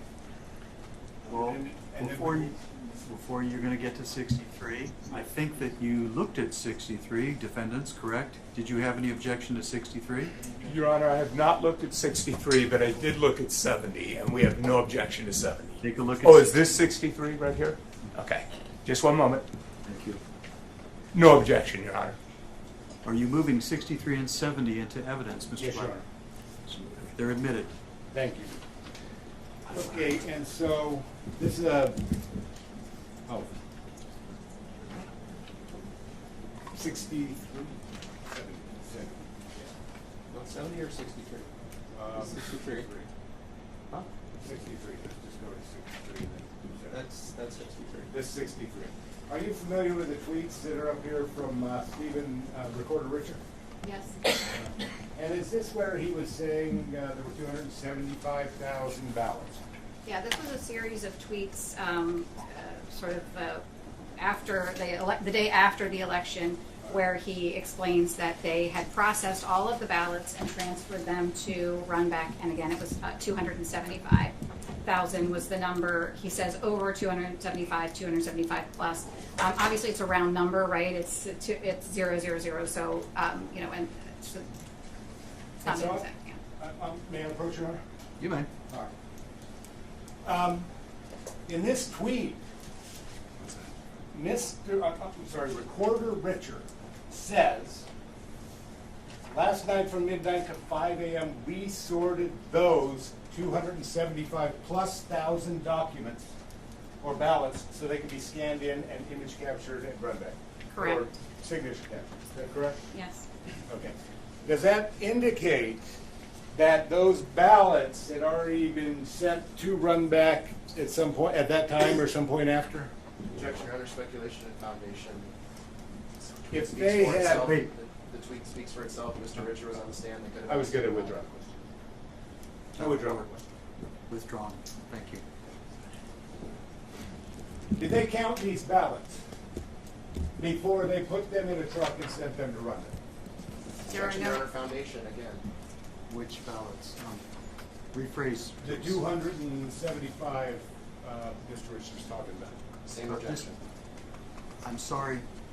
Rephrase the whole question for the witness, please. Okay. Do you have any evidence they counted these ballots before they put them in a truck, departed from a Maricopa County facility with ballots from Maricopa County residents and delivered them to a third party? No, there's no record that they counted any of them. Thank you. Did Maricopa County, knowing we had these claims, come here with their exhibits saying, hey, look, no harm, no foul, sorry we got them to you late? Objection, Your Honor. Yes or no? Argument of Hold on. foundation. Okay, I'll strike Statement that for for closing. Sustained. Did you, Ms. Honey, have a chance to review the documents Maricopa County submitted as exhibits before this court? Yes, Did they provide those missing documents? they did not. Did they provide any documents that will allow them or their witnesses to sit up here before this court and do the math? Objection, Your Honor. Speculation and foundation. He has reviewed, You can rephrase it by saying to her knowledge. to your knowledge, Ms. Honey, will they be able to put witnesses up before this court and do the math based on their own disclosure and exhibit? No, to my knowledge, no. And I will like to also expand that we looked at the chain of custody documents that they did use on election day, which are those are called the precinct ballot reports, and the precinct ballot reports are really the chain of custody for those voted ballots that come from the vote center on election day, and it also includes, by the way, a count of the door 3 ballots. Those documents, which I have on one of these exhibits here. Objection, Your Honor. I'm going to move to strike everything that witness just said about the precinct-based ballots as being completely non-responsive to the question. I'm sorry, Your Honor.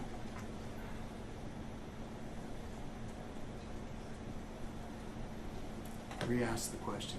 I'm too busy trying to follow, take notes, to keep up with the two of you. Re-ask a question. Well, to use an old adage,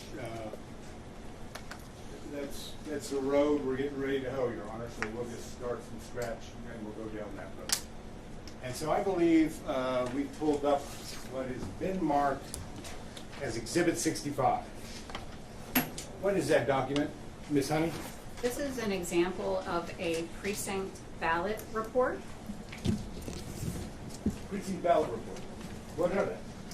These are the documents, according to the Maricopa County poll worker training and the poll worker manual. These are the documents that are used when they close the polling places to provide chain of custody for the voted ballots that are, voted on election day.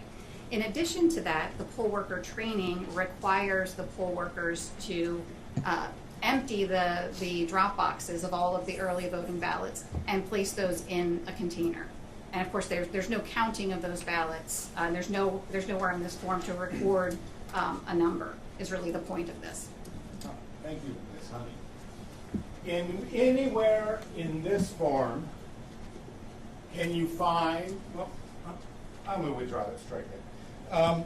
Did you have a chance to review each and every one of these documents that Kari provided? I did. You did. On any one of those, for election day, did you see any documentation of drop box ballots and the number of ballots contained within the drop box? Definitely not the number of ballots. The seal numbers that were put on those containers are on here, but there's no ballot counts. All right.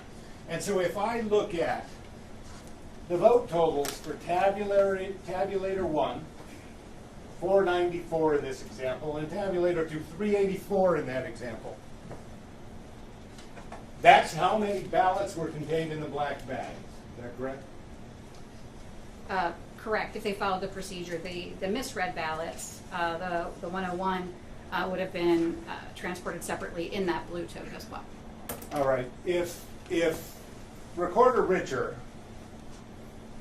hypothetically were to testify that, oh no, I'm not responsible for drop boxes on election day, would that be accurate? It's my understanding, according to the EPM, that it specifically makes the recorder or the recorder's designee responsible for the secure retrieval of ballots deposited in drop boxes. So it would be my understanding that that applies to election day. There is no exception to the requirements for election day. All right. Thank you, Ms. Hunter. I forgot what exhibit it is, Your Honor. Exhibit number 65, I move it into evidence. Any objection? No objection, Your Honor.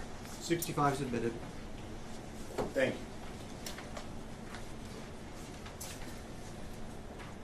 You had an opportunity to review some of Recorder Richter's emails, is that not correct? Yes.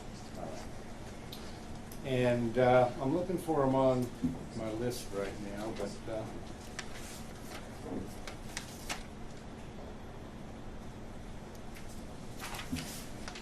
They're on the PowerPoint. what? They're on the PowerPoint. Oh, they're on the PowerPoint. Thank you, Ms. Hunt. Did you want to finish your PowerPoint? All right. I just don't want Ms. Honey to be duplicative for the court. Sure. But I do kind of want to. I think Recorder Richter's email is exceptionally important, and I believe I moved this into evidence earlier, Your Honor. Richard, yes. M1 on our list. M1. What is the court's designated?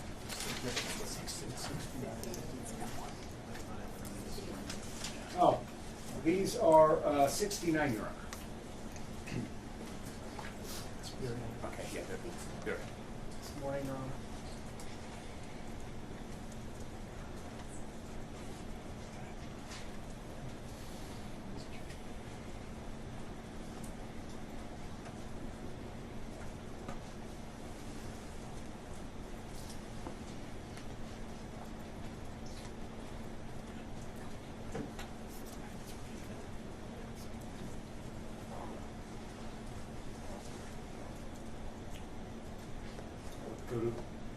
Go to the last page of this.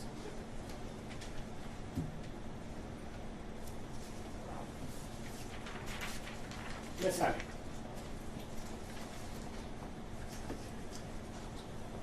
Aside from making guesses,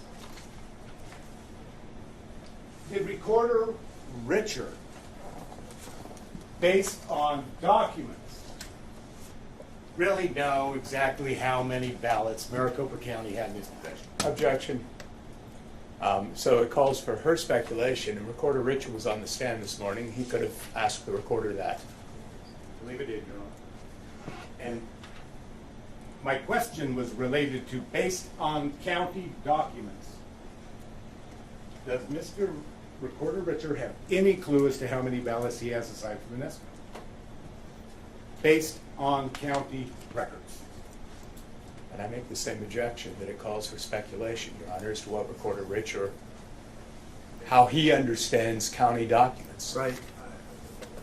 I believe the question can be phrased in terms of, does any of the documentation show or provide a method where someone, any county person would know? Does any of the documentation show that Recorder Richard had any idea how many ballots he had on election day other than, mere guesses? No. The exhibit on the board, what does that say? It's an email from Stephen Richer. It looks like it's Thursday the 10th, so 2 days after the election. And he says he's unable to reconcile. Basically, there's a 15,000 difference somewhere.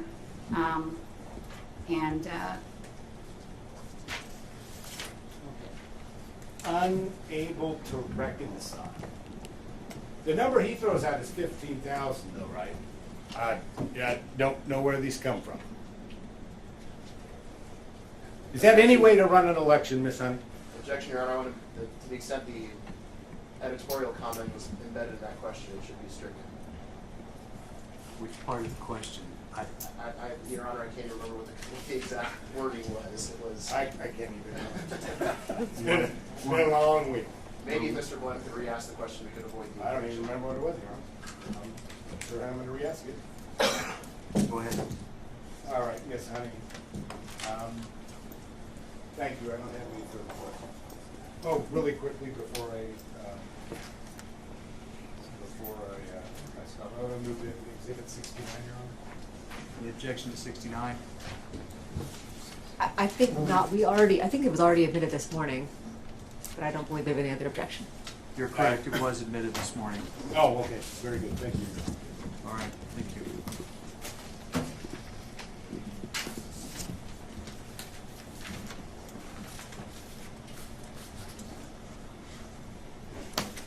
Just one moment, Your Honor.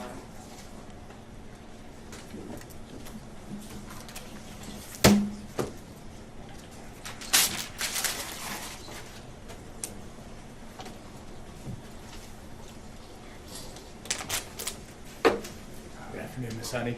Hold on a second. Sorry. I think that we should be taking an afternoon break for the sake of my court reporter's carpal tunnel syndrome if we don't.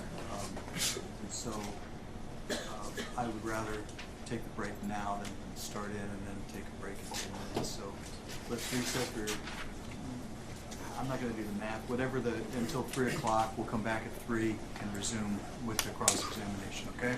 And go off the record until later. Thank you. All right.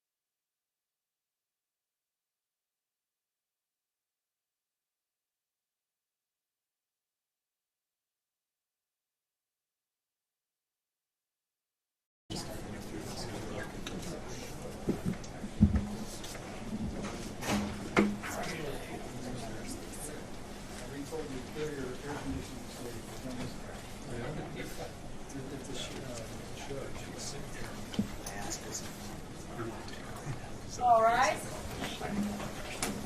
Okay, go ahead and be seated. I came in just a minute early here because I need to do something, so just give me a minute before we start.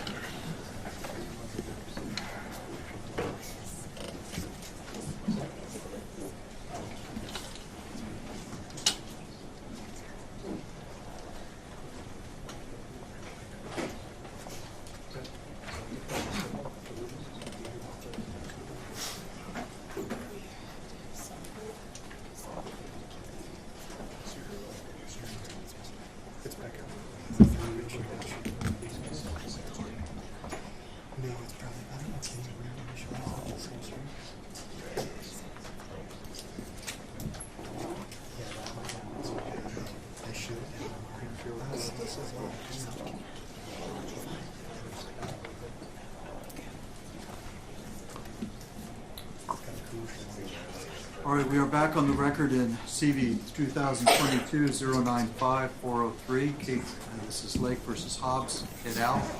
Present are the parties or the representatives in the council. We have Ms. Heather Honey on the stand remaining under oath, and we're ready to begin the cross-examination. You may proceed whenever you're ready.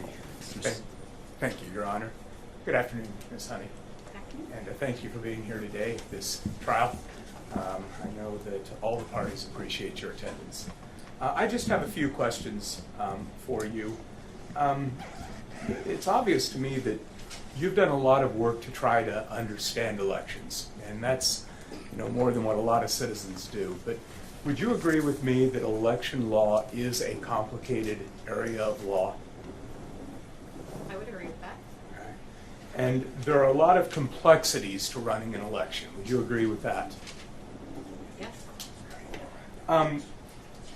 Have you ever taken the election officer certification course that's offered by the Secretary of State? I have not. Okay. Have you ever worked as an election official in Arizona? No.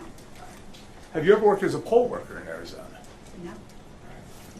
Have you ever been an observer at MTEC, observing the processes there? And by observer, I mean an election day observer or a ballot count observer, an observer in official capacity at MTEC. No, I've never been a credentialed observer at MTEC.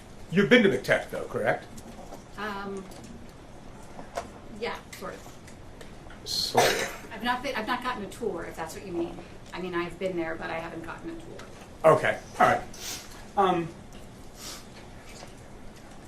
Now, you testified that you didn't receive certain forms in response to your public records request, correct? Correct. Okay. And is it fair to say that because you didn't receive those forms, you're assuming that they do not exist? No, quite the contrary. I know they exist. They exist in more than one copy. I know that they exist at Runbeck because I've seen photographs of them. So I know they exist, and in fact, the email correspondence between the attorney for Ms. Lake and your office was that, hey, if you can't find your copy, could you get the copy at Runbeck for us? Okay. So you know the forms exist, they just haven't been provided to you. They haven't been provided in about 3 weeks. Okay. And Ms. Honey, I will let you know that we believe you're being honest, that you don't believe you've received them. We take a different position. Do you think it's possible that you were provided them and you simply missed them in the large stack of documents that you were offered to review? Absolutely not. Okay. All right. Have you ever observed the ballot pickup at the post office when the Maricopa County employees come, the Elections Department employees come and pick up the ballots to transport to Runbeck? Have you ever been there to observe that? I'm sorry, when they pick up the ballots at the post At the post office. No, but I did actually speak to 3 people at the Phoenix Postal Facility. But you've never personally observed I that? have not personally observed that. Your Honor, I apologize for interrupting, but I believe we have the rule to exclude from the courtroom any testifying non-expert witnesses, and I believe one of those witnesses just entered. Mr. Soniker, I believe. I have to rely on counsel for that. I don't. What's the question? You need to leave. Oh, okay. He's been sitting there for the last hour. I see them, Your Honor. Let's focus this way. I believe that the attention was brought to opposing counsel and thought it was Mr. Barris, but it was not. I don't know who the gentleman is. I wasn't hearing your conversation. I just know that gentleman's been sitting there for the last hour plus. But, so, I don't believe it was intentional. I believe you're like me. You're intent and focused on what's in front of you. So I'm not casting any aspersions. I'm just, let's all be more astute. I guess that's the best I can do. Thank you for pointing it out. Thank you, Your Honor. Go ahead and proceed. Thank you, Your Honor. Now, Ms. Honey, I believe you testified earlier, correct me if I have this wrong, but I believe you testified earlier that the United States Postal Service provides an exact count of the ballots that are picked up by the Elections Department staff. Was that your testimony? So I think what I said was that in the trays, they include a receipt, which basically is like a bill. How many ballots were, and it includes like the total amount of postage on that form, and it's actually tucked into the trays. I have some photographs of that as well. Okay, and you said they put it in, you mean United States Postal Service employees? That is my understanding. Prepare the receipt and put it in. Okay, and is it your understanding that that receipt includes an exact number of ballots for that tray? I don't believe it's for the tray. I think it's for the entire like pickup. For the entire pickup? Right. Okay. So however many trays are included, it's not a one for one like this is how many are in this tray. I think it's the whole. That's my understanding. Would it surprise you to learn that the United States Postal Service actually weighs the trays and makes an estimated determination based on the weight of the tray? Well, that would, I mean, obviously that's a great way to do it. Weight counting is a very effective way of, a method of counting papers. Okay, thank you. I want to talk with you for just a minute about the woman who I believe is identified as Denise Marie. Do you know who I'm speaking about? I do. Okay. And I believe you testified that she was an employee at Runbeck. Is that right? She still is an employee at Runbeck. Okay. Do you know how long she's been employed there? I think probably close to a year, but you'd have to look at her declaration just to be certain. I'm not 100% sure. Okay. Do you know what her position is? I know what her position, well, no. All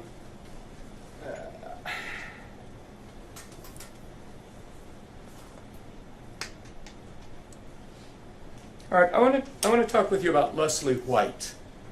And again, when I say Leslie White, you know to whom I'm referring. I do. Okay. I believe you testified that she was an observer at MTEC. Is that correct? Correct. Do you know whether she was a first-time observer, whether she was a repeat observer, what her background is with regard to the observation process?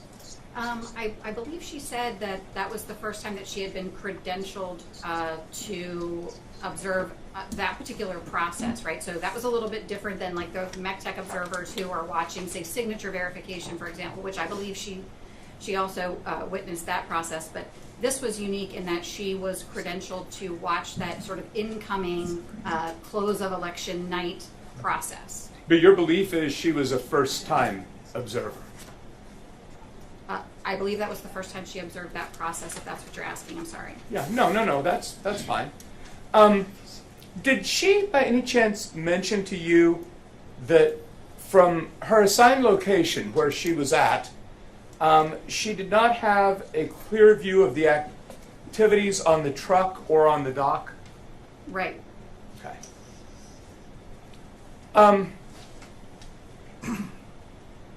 Do you agree with me when I say that Leslie White did not actually say in her declaration that she was worried that ballots were not being counted?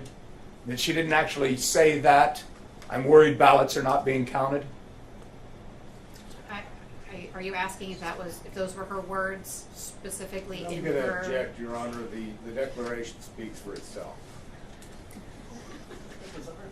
You can ask the question related to this, her statement. But I thought there was testimony as well about conversations with me. So, re-ask it, Mr. Would you agree with me that Ms. White, Leslie White, never actually said in her declaration or to you that she was worried that ballots were not being counted?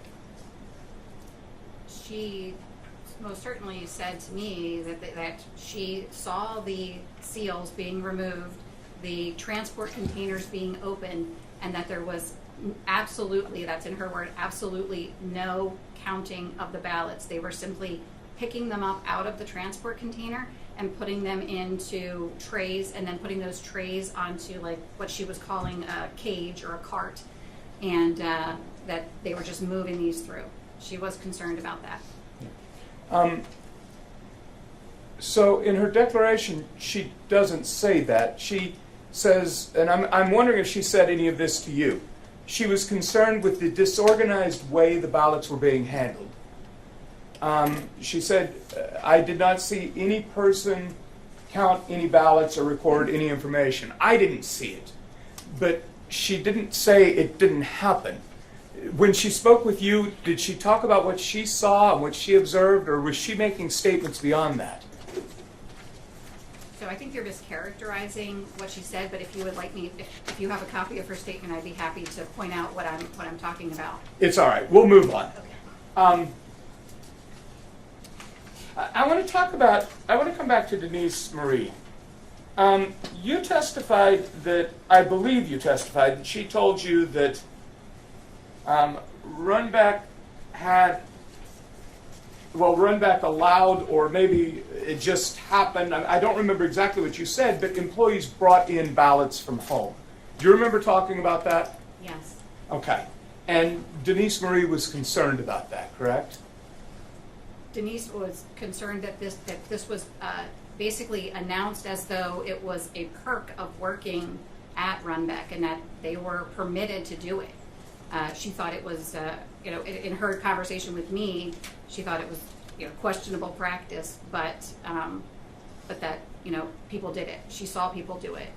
Did she tell you how many people or how many ballots she estimated might have been subject to this? Yeah, so she said she personally saw at least 50 that were brought in by employees and added at that point. Okay, thank you. Now, continuing on with Denise Marie, there was some back and forth between Mr. Blem and someone for the defense counsel, and some objections were lodged, and so I'm not sure if you ever answered the question Mr. Blem asked. I believe he asked you if it was true that Denise Marie was asked to go get a ballot count because Maricopa didn't know. Did you answer that question? Do you have knowledge as to whether Denise claimed that she was asked to go get a ballot count because Maricopa didn't know? I don't believe that's what she said. Okay, very good. But to clarify, she was asked to go get a count and report it back so that they could call Maricopa and say, hey, this is how many ballots we scanned, and subsequently the number that the county was reporting increased by the same difference. Okay. He was reporting 275. She counted the actual number of inbound scans, reported 298, and subsequently the number that Maricopa was reporting as the total ballots in the election increased by 25,000. Let's talk about that for a minute. In your experience, just based on your knowledge in working with elections, Is it typical for elections departments to do reconciliation of ballots, make sure that they have the numbers right? Reconciliation should happen in multiple different places. For example, you reconcile the number of voters who check into a vote center to the number of ballots cast in a vote center. Those types of reconciliation are incredibly important. Okay. And well, let's move on from that. I want to talk about what happens at Runbeck. Do you know what happens to the ballots actually at Runbeck? What the elections department and Runbeck employees do with the ballots there? Yes. What do they do? So they they load the ballots on the inbound machine. The inbound machine, by the way, is only operated by Runbeck employees. So they load them on, and they go through and they cut them off at about a 11,000 batch size. At that point, they stop. They create the paperwork for that particular batch of signature verification files, right? So they're scanning the signature on the envelope. They're creating a file for that is then transmitted to Maricopa County so that they can start that signature verification process. Mm-hmm. All right. So they go to Maricopa County to start the signature verification process. Is it your understanding that before an early ballot is tabulated, the elections department has to examine the signature and determine whether the signature matches a signature in the voter registration file? I'm sorry, can you repeat that question? Yeah. Is it your understanding that before an early ballot is tabulated, the elections department looks at the signature on the affidavit envelope and must determine whether it matches a signature in the voter registration file for that voter before it's going to go to tabulation? Yes. Okay. So if employees at Runbeck put ballots into the stream at Runbeck, and let's say hypothetically that did happen, is it your understanding that those ballots would then go to McTech to be signature verified? Well, to be clear, the ballots don't go for signature verification, the ballot images do. And yes, when they go through the inbound scan, they would be, but I don't believe that's the point. The point is that Arizona law says they're invalid ballots if they're not returned to an authorized location. So that's an opportunity to insert ballots. And if Maricopa County was aware of the precise number of ballots, then if they inserted 2, they would know they inserted 2. So if Arizona... Your Honor, I'm going to object to this line of questioning. This court would not let us come before it with evidence of signature verification. We wanted to. And now he's going right down that road, Your Honor. And if he keeps going down this road, I'm going to ask for a couple days next week to come to this court and talk about signature. So you mean about the process? The process is part of it, Your Honor. And he's talking exclusively about process. Her direct examination, Your Honor, was limited to talking about chain of custody with respect to Dropbox to Runbeck. And not beyond that point. And so, Your Honor, Understand. if that door wants to open, I'm more than happy to drive a truck through it. May I respond, Your Honor? Or do you want to rule? Go ahead. All right. My response would be the road I'm driving down is a different road, I think, than Mr. Blum wants to drive his truck. I'm talking about what actually happens, and I'm talking about it from the limited perspective of understanding what the effect of these votes that may have been inserted at Runbeck would actually be. I'm not really talking about the signature verification process itself. I'm simply talking about what happens to a ballot that is at Runbeck as it moves through the system. Your Honor, may it please the court, I'll stipulate that those 50 ballots they talked about got counted. But I'll also do so only on the understanding, Your Honor, that that is a concession by defendants that it is possible to inject illegal ballots into the system. Your Honor, may I respond one more time? His offer stipulates out there. I understand, but I think this needs to be cleared up. Mr. Blem's making a legal argument that ballots that are harvested are illegal ballots and should not be counted. That's a legal argument. Your Honor, I don't believe in my direct examination of this client, I ever even said the word harvested. Now, more than happy to talk about it, and as a matter of fact, I believe it was defense counsel who brought up 2,000 mules. I haven't said anything about it, Your Honor. I'm talking about chain of custody. The legal documents this county has Your Honor, let me to prove how many ballots they picked up from drop boxes and took to run back. Right. Let me change my statement. I understand it may have inadvertently irritated Mr. Blem. I didn't mean to do that with my choice of words, and I apologize. Well, it's not about irritating Mr. Blem. It's just about making sure we're getting it right as far as what each side's allowed to go into. So if you want to. Yeah. So let me amend my statement. What I was attempting to say was that Mr. Blem is making a legal argument that a ballot that is not deposited into the United States Postal Service mail or dropped off in a drop box is an illegal ballot, I believe is what he said. And that's a legal argument. No, I think we're talking about chain of custody, if we could distinguish things. And he did discuss chain of custody very thoroughly with this witness. I believe I understand what you're asking about. He's correct that what you're discussing is the process for validation of signatures as it would relate to possible injection of ballots into the system without the chain of custody accounting for them. Have I got that right, Mr. Blem? Did you listen to what I said? I did, Your Honor, but I'm kind of hard of hearing. Well, I'm speaking soft, maybe. Do you want me to say it again? Try a combination of both, if you would, please, Your Okay, Honor. sure. If I've understood your objection, Mr. Blem, it's that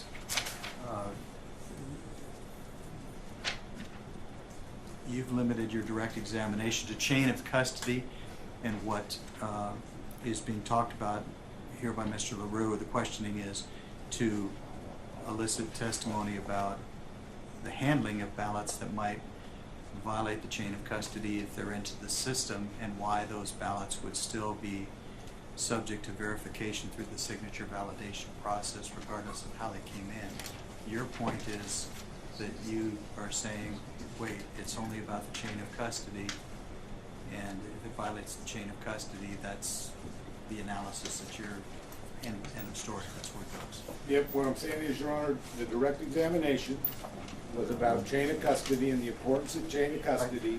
Got that. So that there are no points of access of illegal votes into the system. Well, he's I taking words mentioned- with the word illegal, and he's talking about the legal argument. What you're talking about, that there are votes that are not accounted for under the chain of custody that are placed into the ballot system or the election system. But Go ahead. I can go down that road, Your Honor. It's illegal for a county elections official not to do a job they are legally required to do. So if we want to talk about illegality, we can go into that I point. understand your point, but I guess you're objecting to Mr. LaRue going into his argument that separate and apart from your position there, that if in fact ballots were somehow put into the system, in this instance, I think we're talking about the run-back ballots. And Your Honor, that's fine. I'll let him go down this road because it's my understanding that what he's saying is, it doesn't matter. Their ballots were counted. And so I'll let him go down this road, Your Honor. But I'm going to reserve my argument. Well, certainly. And I'm going to talk to you all about closing arguments at the end of the day today. Thank you, Your Honor. Go ahead. Thank you, Your Honor. Just a few more questions, Ms. Honey. You're not an attorney, correct? No. Okay. So I'm going to ask you a legal question, but you only have to answer if you have an understanding about it. If you don't have an understanding, it's perfectly fine to say, I don't know. Are you aware that under Arizona law, a ballot is not actually unlawful if it is, the term that's used sometimes is harvested or ballot collection, but if somebody who is not authorized to handle it deposits it, or like what happened at Runbeck, if somebody brings it and inserts it into the stream but not into a designated authorized drop box. Are you aware that under Arizona law that is not actually an unlawful ballot? I think the term in the law is an invalid ballot. Okay. Just 1 minute, Your Honor.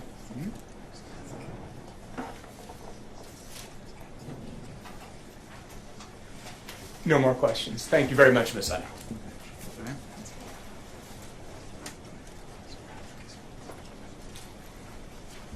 All right. Your Honor, if we would just have a moment to confer on this side, see if we have any other questions. Sure. You may.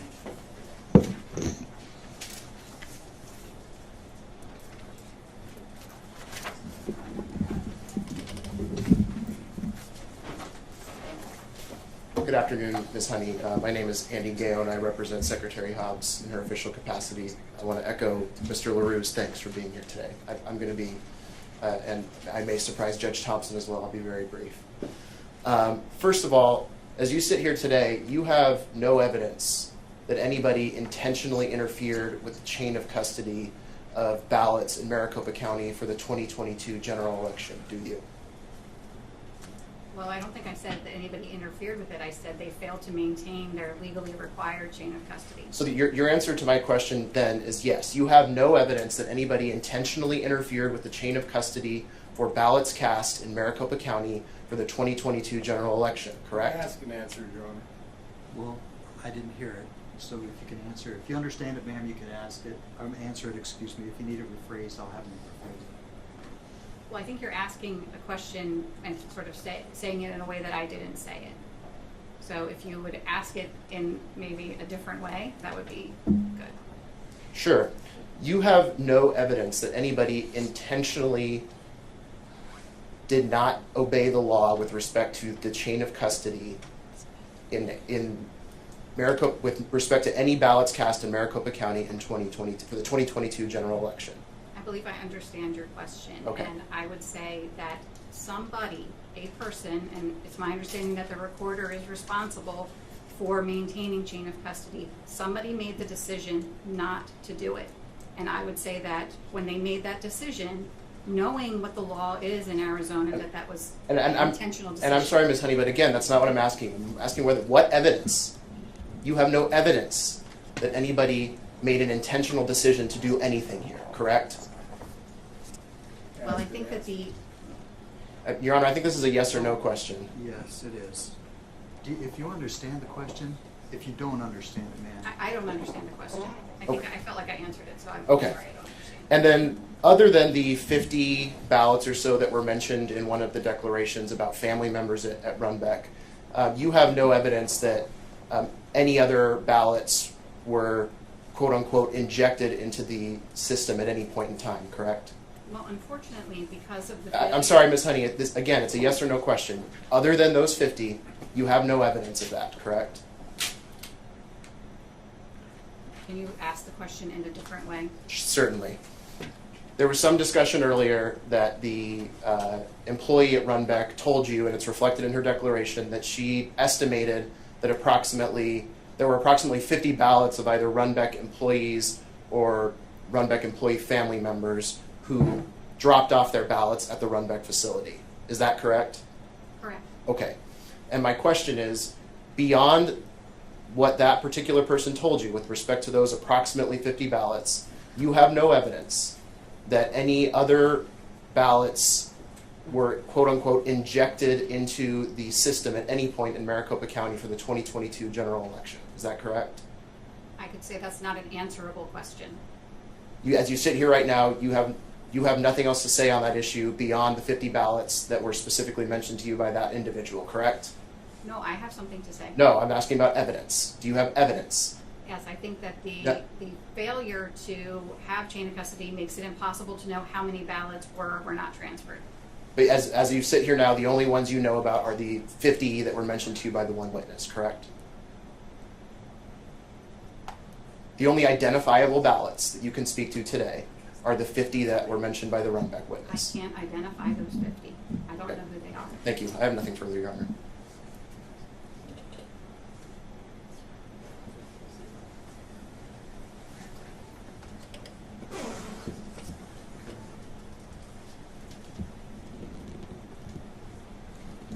All right. Down across.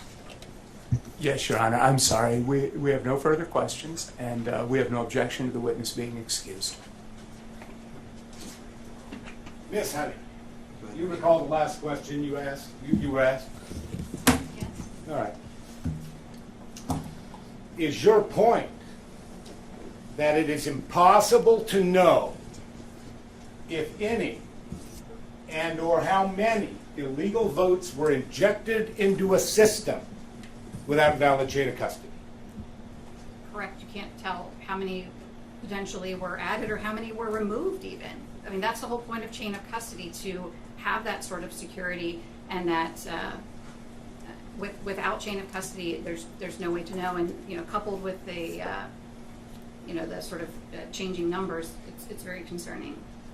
All right. Defense counsel asked you if there was any evidence of intentional conduct. You recall that? Yes. All right. If I, hypothetically, have a choice to get a cup of coffee or a cup of water, and I choose coffee, I didn't choose water. Do I have a choice? Yes. Did somebody choose, A, either not to make these documents, or B, to produce them to my client's attorney? Objection, Your Honor. Calls for speculation, allegation. I'm assuming you're asking the witness to the extent of her knowledge. The extent of your knowledge, Miss Hunt. Yes, I am. Thank you. I'm sorry. Can you ask the question again? Well, Sorry. I forget these real quick, Miss Honey. I'm sorry. All right. And so, Miss Honey, A or B, to the extent of your knowledge, would it be an intentional act for somebody to choose not to make chain of custody documents to count the number of ballots? Or would it also be an intentional act to choose not to produce the documents that have been created? Well, again, to the extent that they didn't count them, I think that there's no reason to believe that they did count them, or that any documents exist. I believe somebody made a decision not to maintain the chain of custody, not to follow the laws as they're written in the EPM. Somebody had to decide that. Just as I chose to come to court today instead of staying home on the sofa, I made a choice. They have a legal requirement, though, don't they, to choose to make these documents? They don't have a choice not to make them, do they? Right, there's no exception in the EPM to I believe, wasn't it? Where's my exhibit list? I believe Secretary of State Hobbs, as a matter of fact, in a recent matter involved with Cochise County. And I think we got correspondence on that. It's an exhibit. And did you see correspondence from Secretary of State Hobbs I did, to Cochise County? yes. Okay. What did she tell them in that correspondence with respect to Arizona law and the EPM? Objection, Your Honor. This is beyond the scope of the cross-examination order direct at this point and irrelevant. It is not, Your Honor. They asked my client specifically if she had any evidence. And I want to make the point, Your Honor, that even their client says you have no choice. You must follow the law. When she told Cochise County, you must certify your election, Your Honor. They're two different She questions. said it in her letter. There's, just to clarify, please.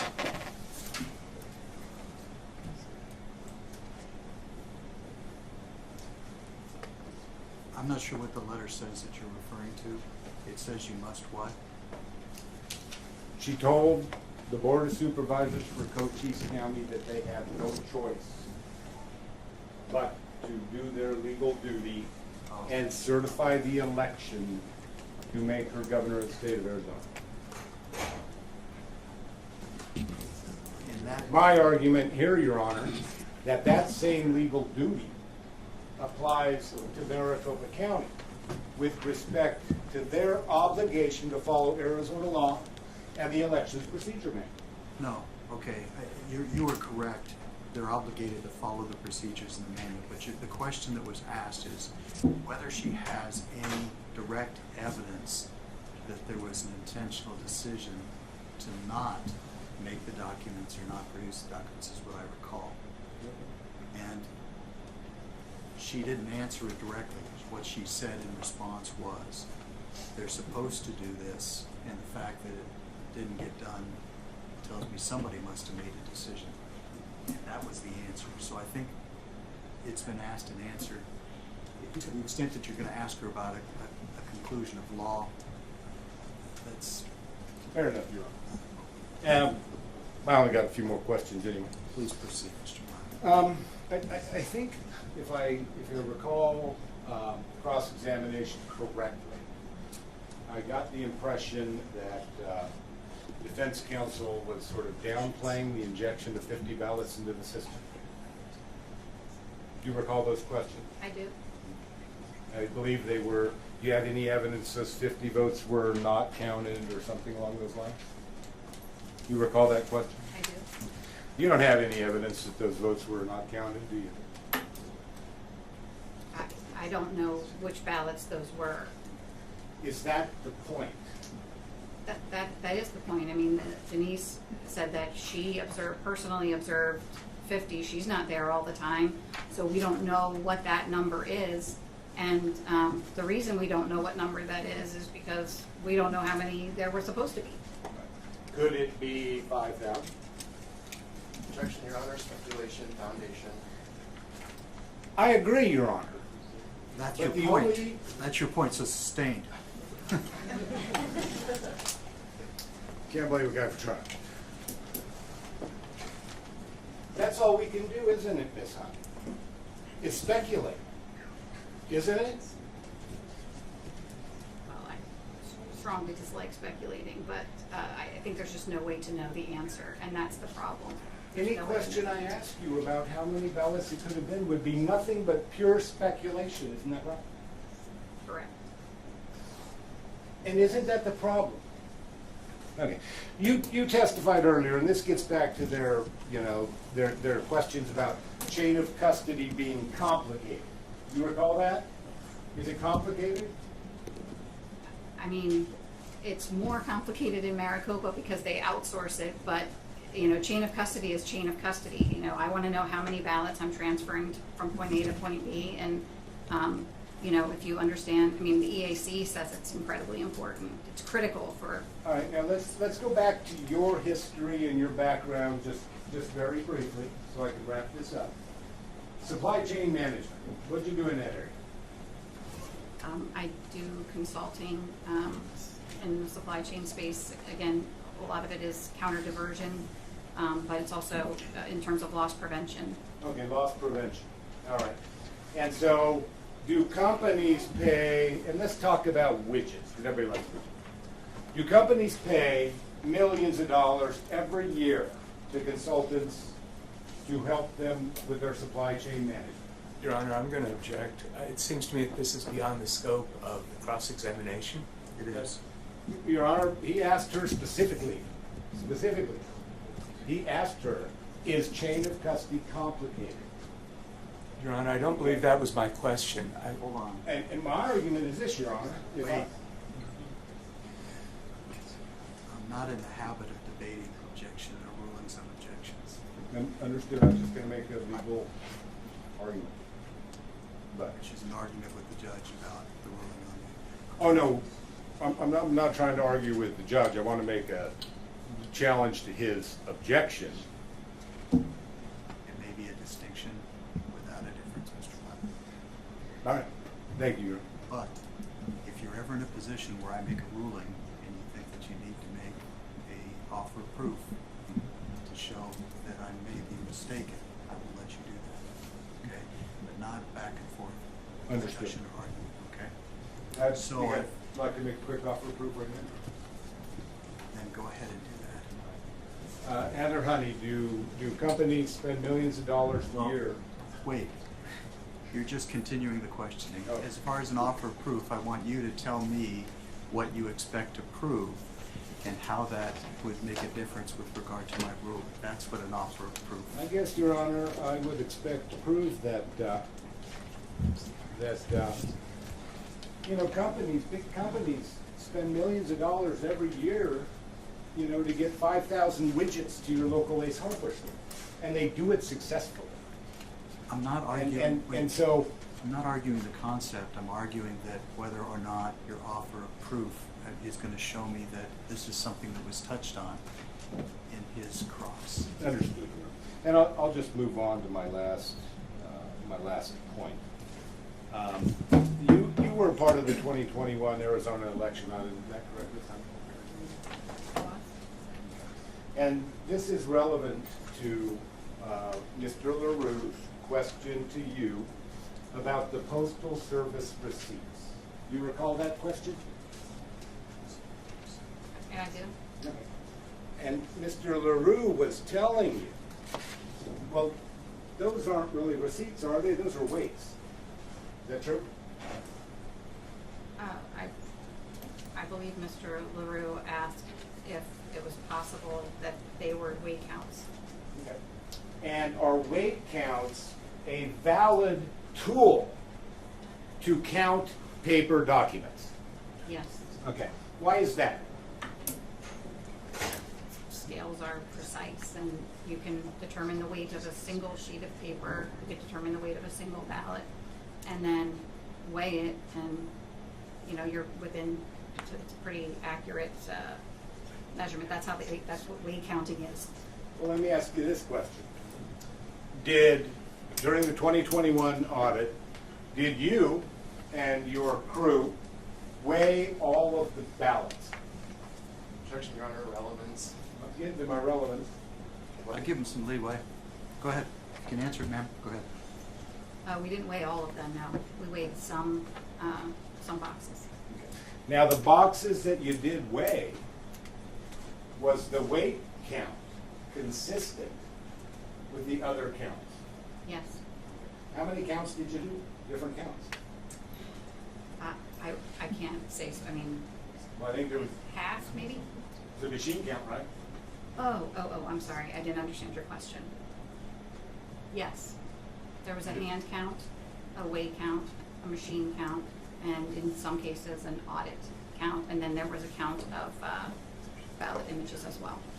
Ballot images. Did you photograph each ballot? Correct. So you could count those images. And were they all consistent with a weight count? Yes. And so if the United States Postal Service or some other large company wants to bill their client for 50,000 pieces of mail, it's an effective way to do so by measuring weight. Isn't that correct?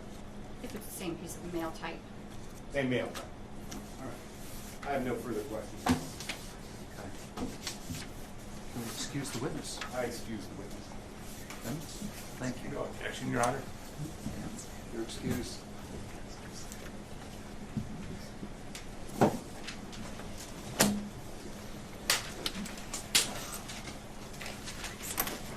You can stay.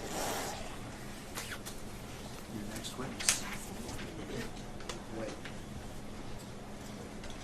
I think we're okay. Your next witness would be? Your Honor, our next witness is Bradley Bancourt, please.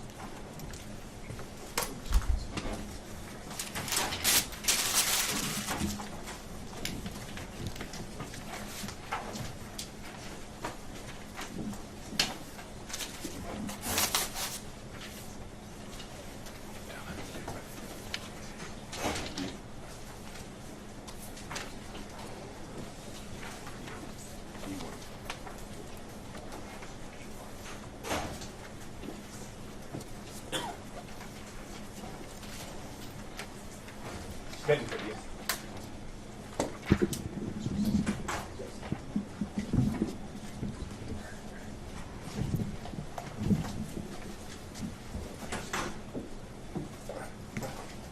Sir, if you can just stand right there in front of my clerk, she will swear you in.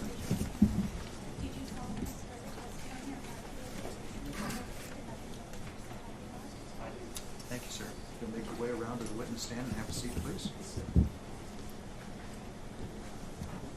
Okay. Who's going to do this examination? I am. Whenever you're ready, Mr. Olson. Yes, sir. Good afternoon, Mr. Betancourt. Would you please state your full name for the record? Bradley David Betancourt. And what is your occupation? Well, I generally work with real estate and have my own company and work with my dad. Did you have occasion to be hired by Maricopa County for any elections? Yes, I decided to work for T-Tech with them. They reached out, I applied, and they reached out after. And when did they reach out to you? Oh, a little over a month before the election, And you're referring to the 2022 general election or the primary? the general election. Okay. And what is a T-Tech? Well, we would set up the sites beforehand and site watch on the days of polling. And in terms of setting up the sites beforehand, what kind of work were you doing? Well, we focus mainly on the site books, the printers, and the MoFi, which is like a Wi-Fi. Okay. And the site books are the device that's used to check in a voter and have their ballot directed towards whatever precinct they're in? Correct, yes. And did you participate in the election prior to Election Day in any kind of fashion? I was working with them for about a month, approximately, and we set up sites beforehand, some of the early polling sites, and we also site watched early, and we actually created a T-Tech group, a text group, to stay in touch while we were site watching. How was that group set up? Was it through your supervisor or? Yeah, it was through the supervisor. And who was that? That was Jose, Do you have a last name? Jose Luis Arbayo.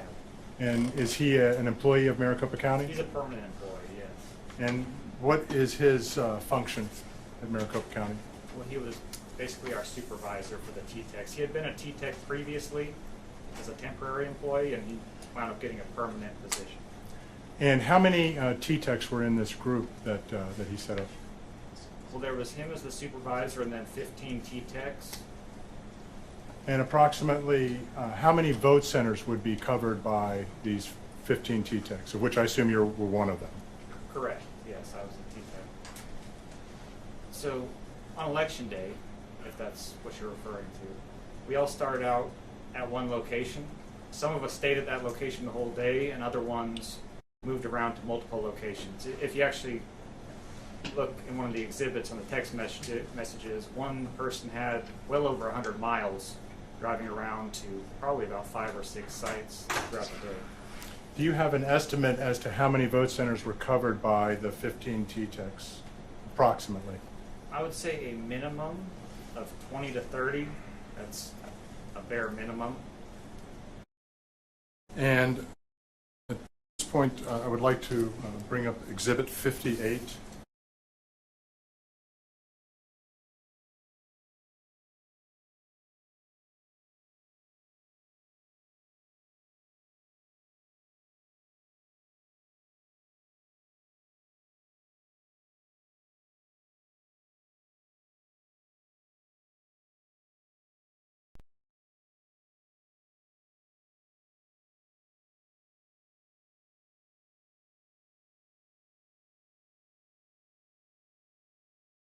Appear to be a true and accurate copy. There are a lot of issues that came up throughout the day, and including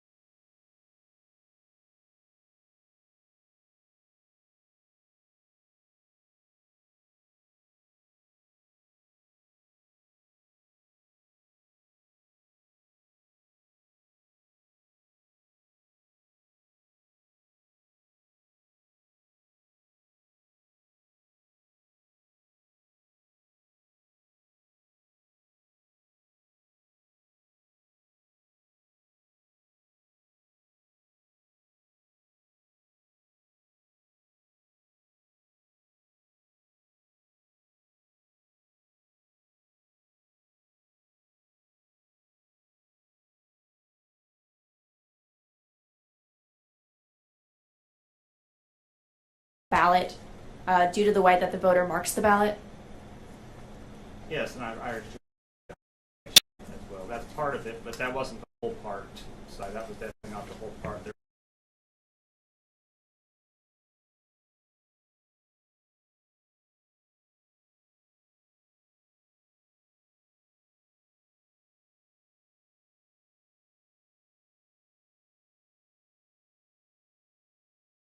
Improve the situation? we have to go back to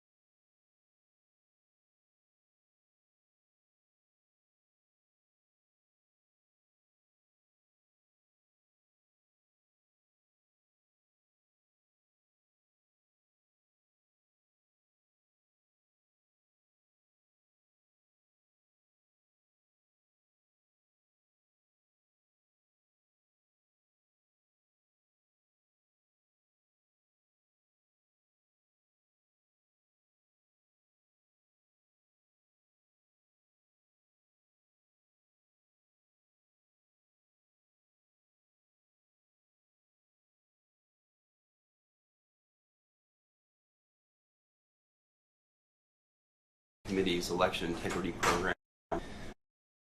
and the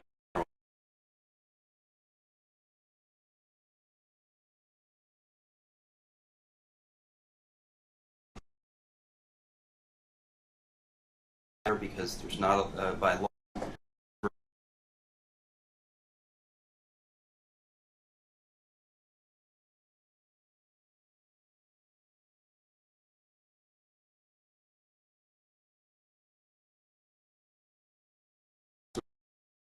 that asks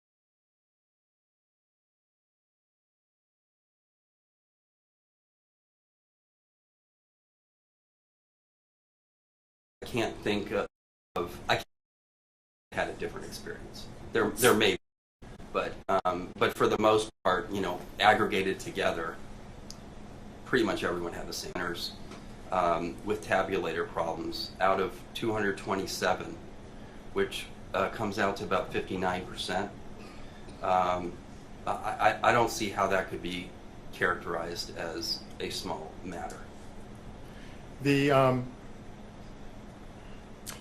mentioned you created a report along with the other roving attorneys that you worked with. Did you disseminate that report to anybody? I did send that report out. Do you believe that report is accurate in its presentation of the events of Election Day? Absolutely. I was very careful not.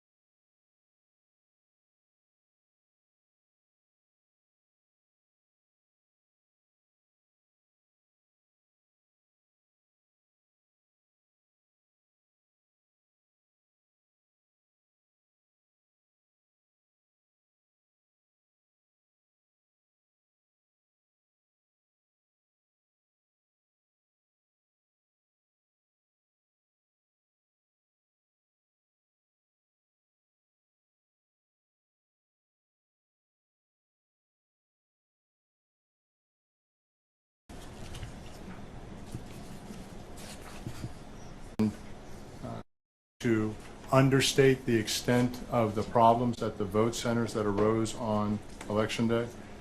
Yes, I. Your Honor, object to foundation and speculation.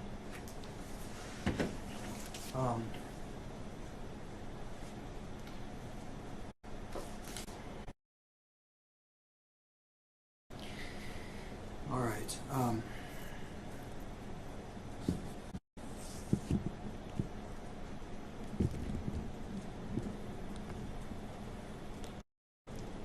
As to foundation, The putting together of the issues sheet, which showed how many vote centers had tabulator problems, how many vote centers had long lines. I've also read this Board of Supervisors report multiple times, and there are mischaracterizations and flat out falsehoods in this. Now, so yes, I believe that they have not presented the truth here in this document.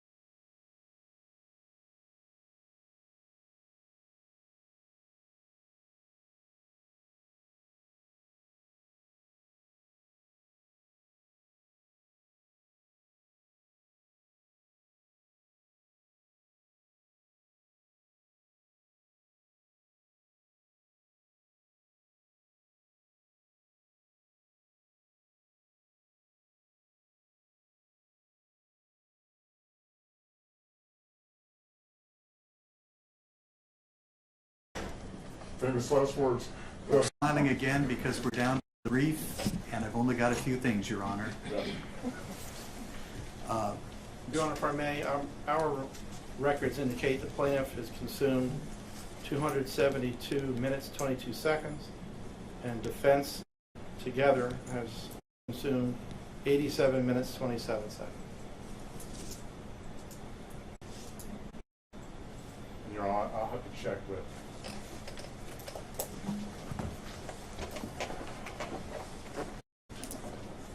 Okay. If I take his total, that puts you at 4.5 hours. Yes, Your Honor.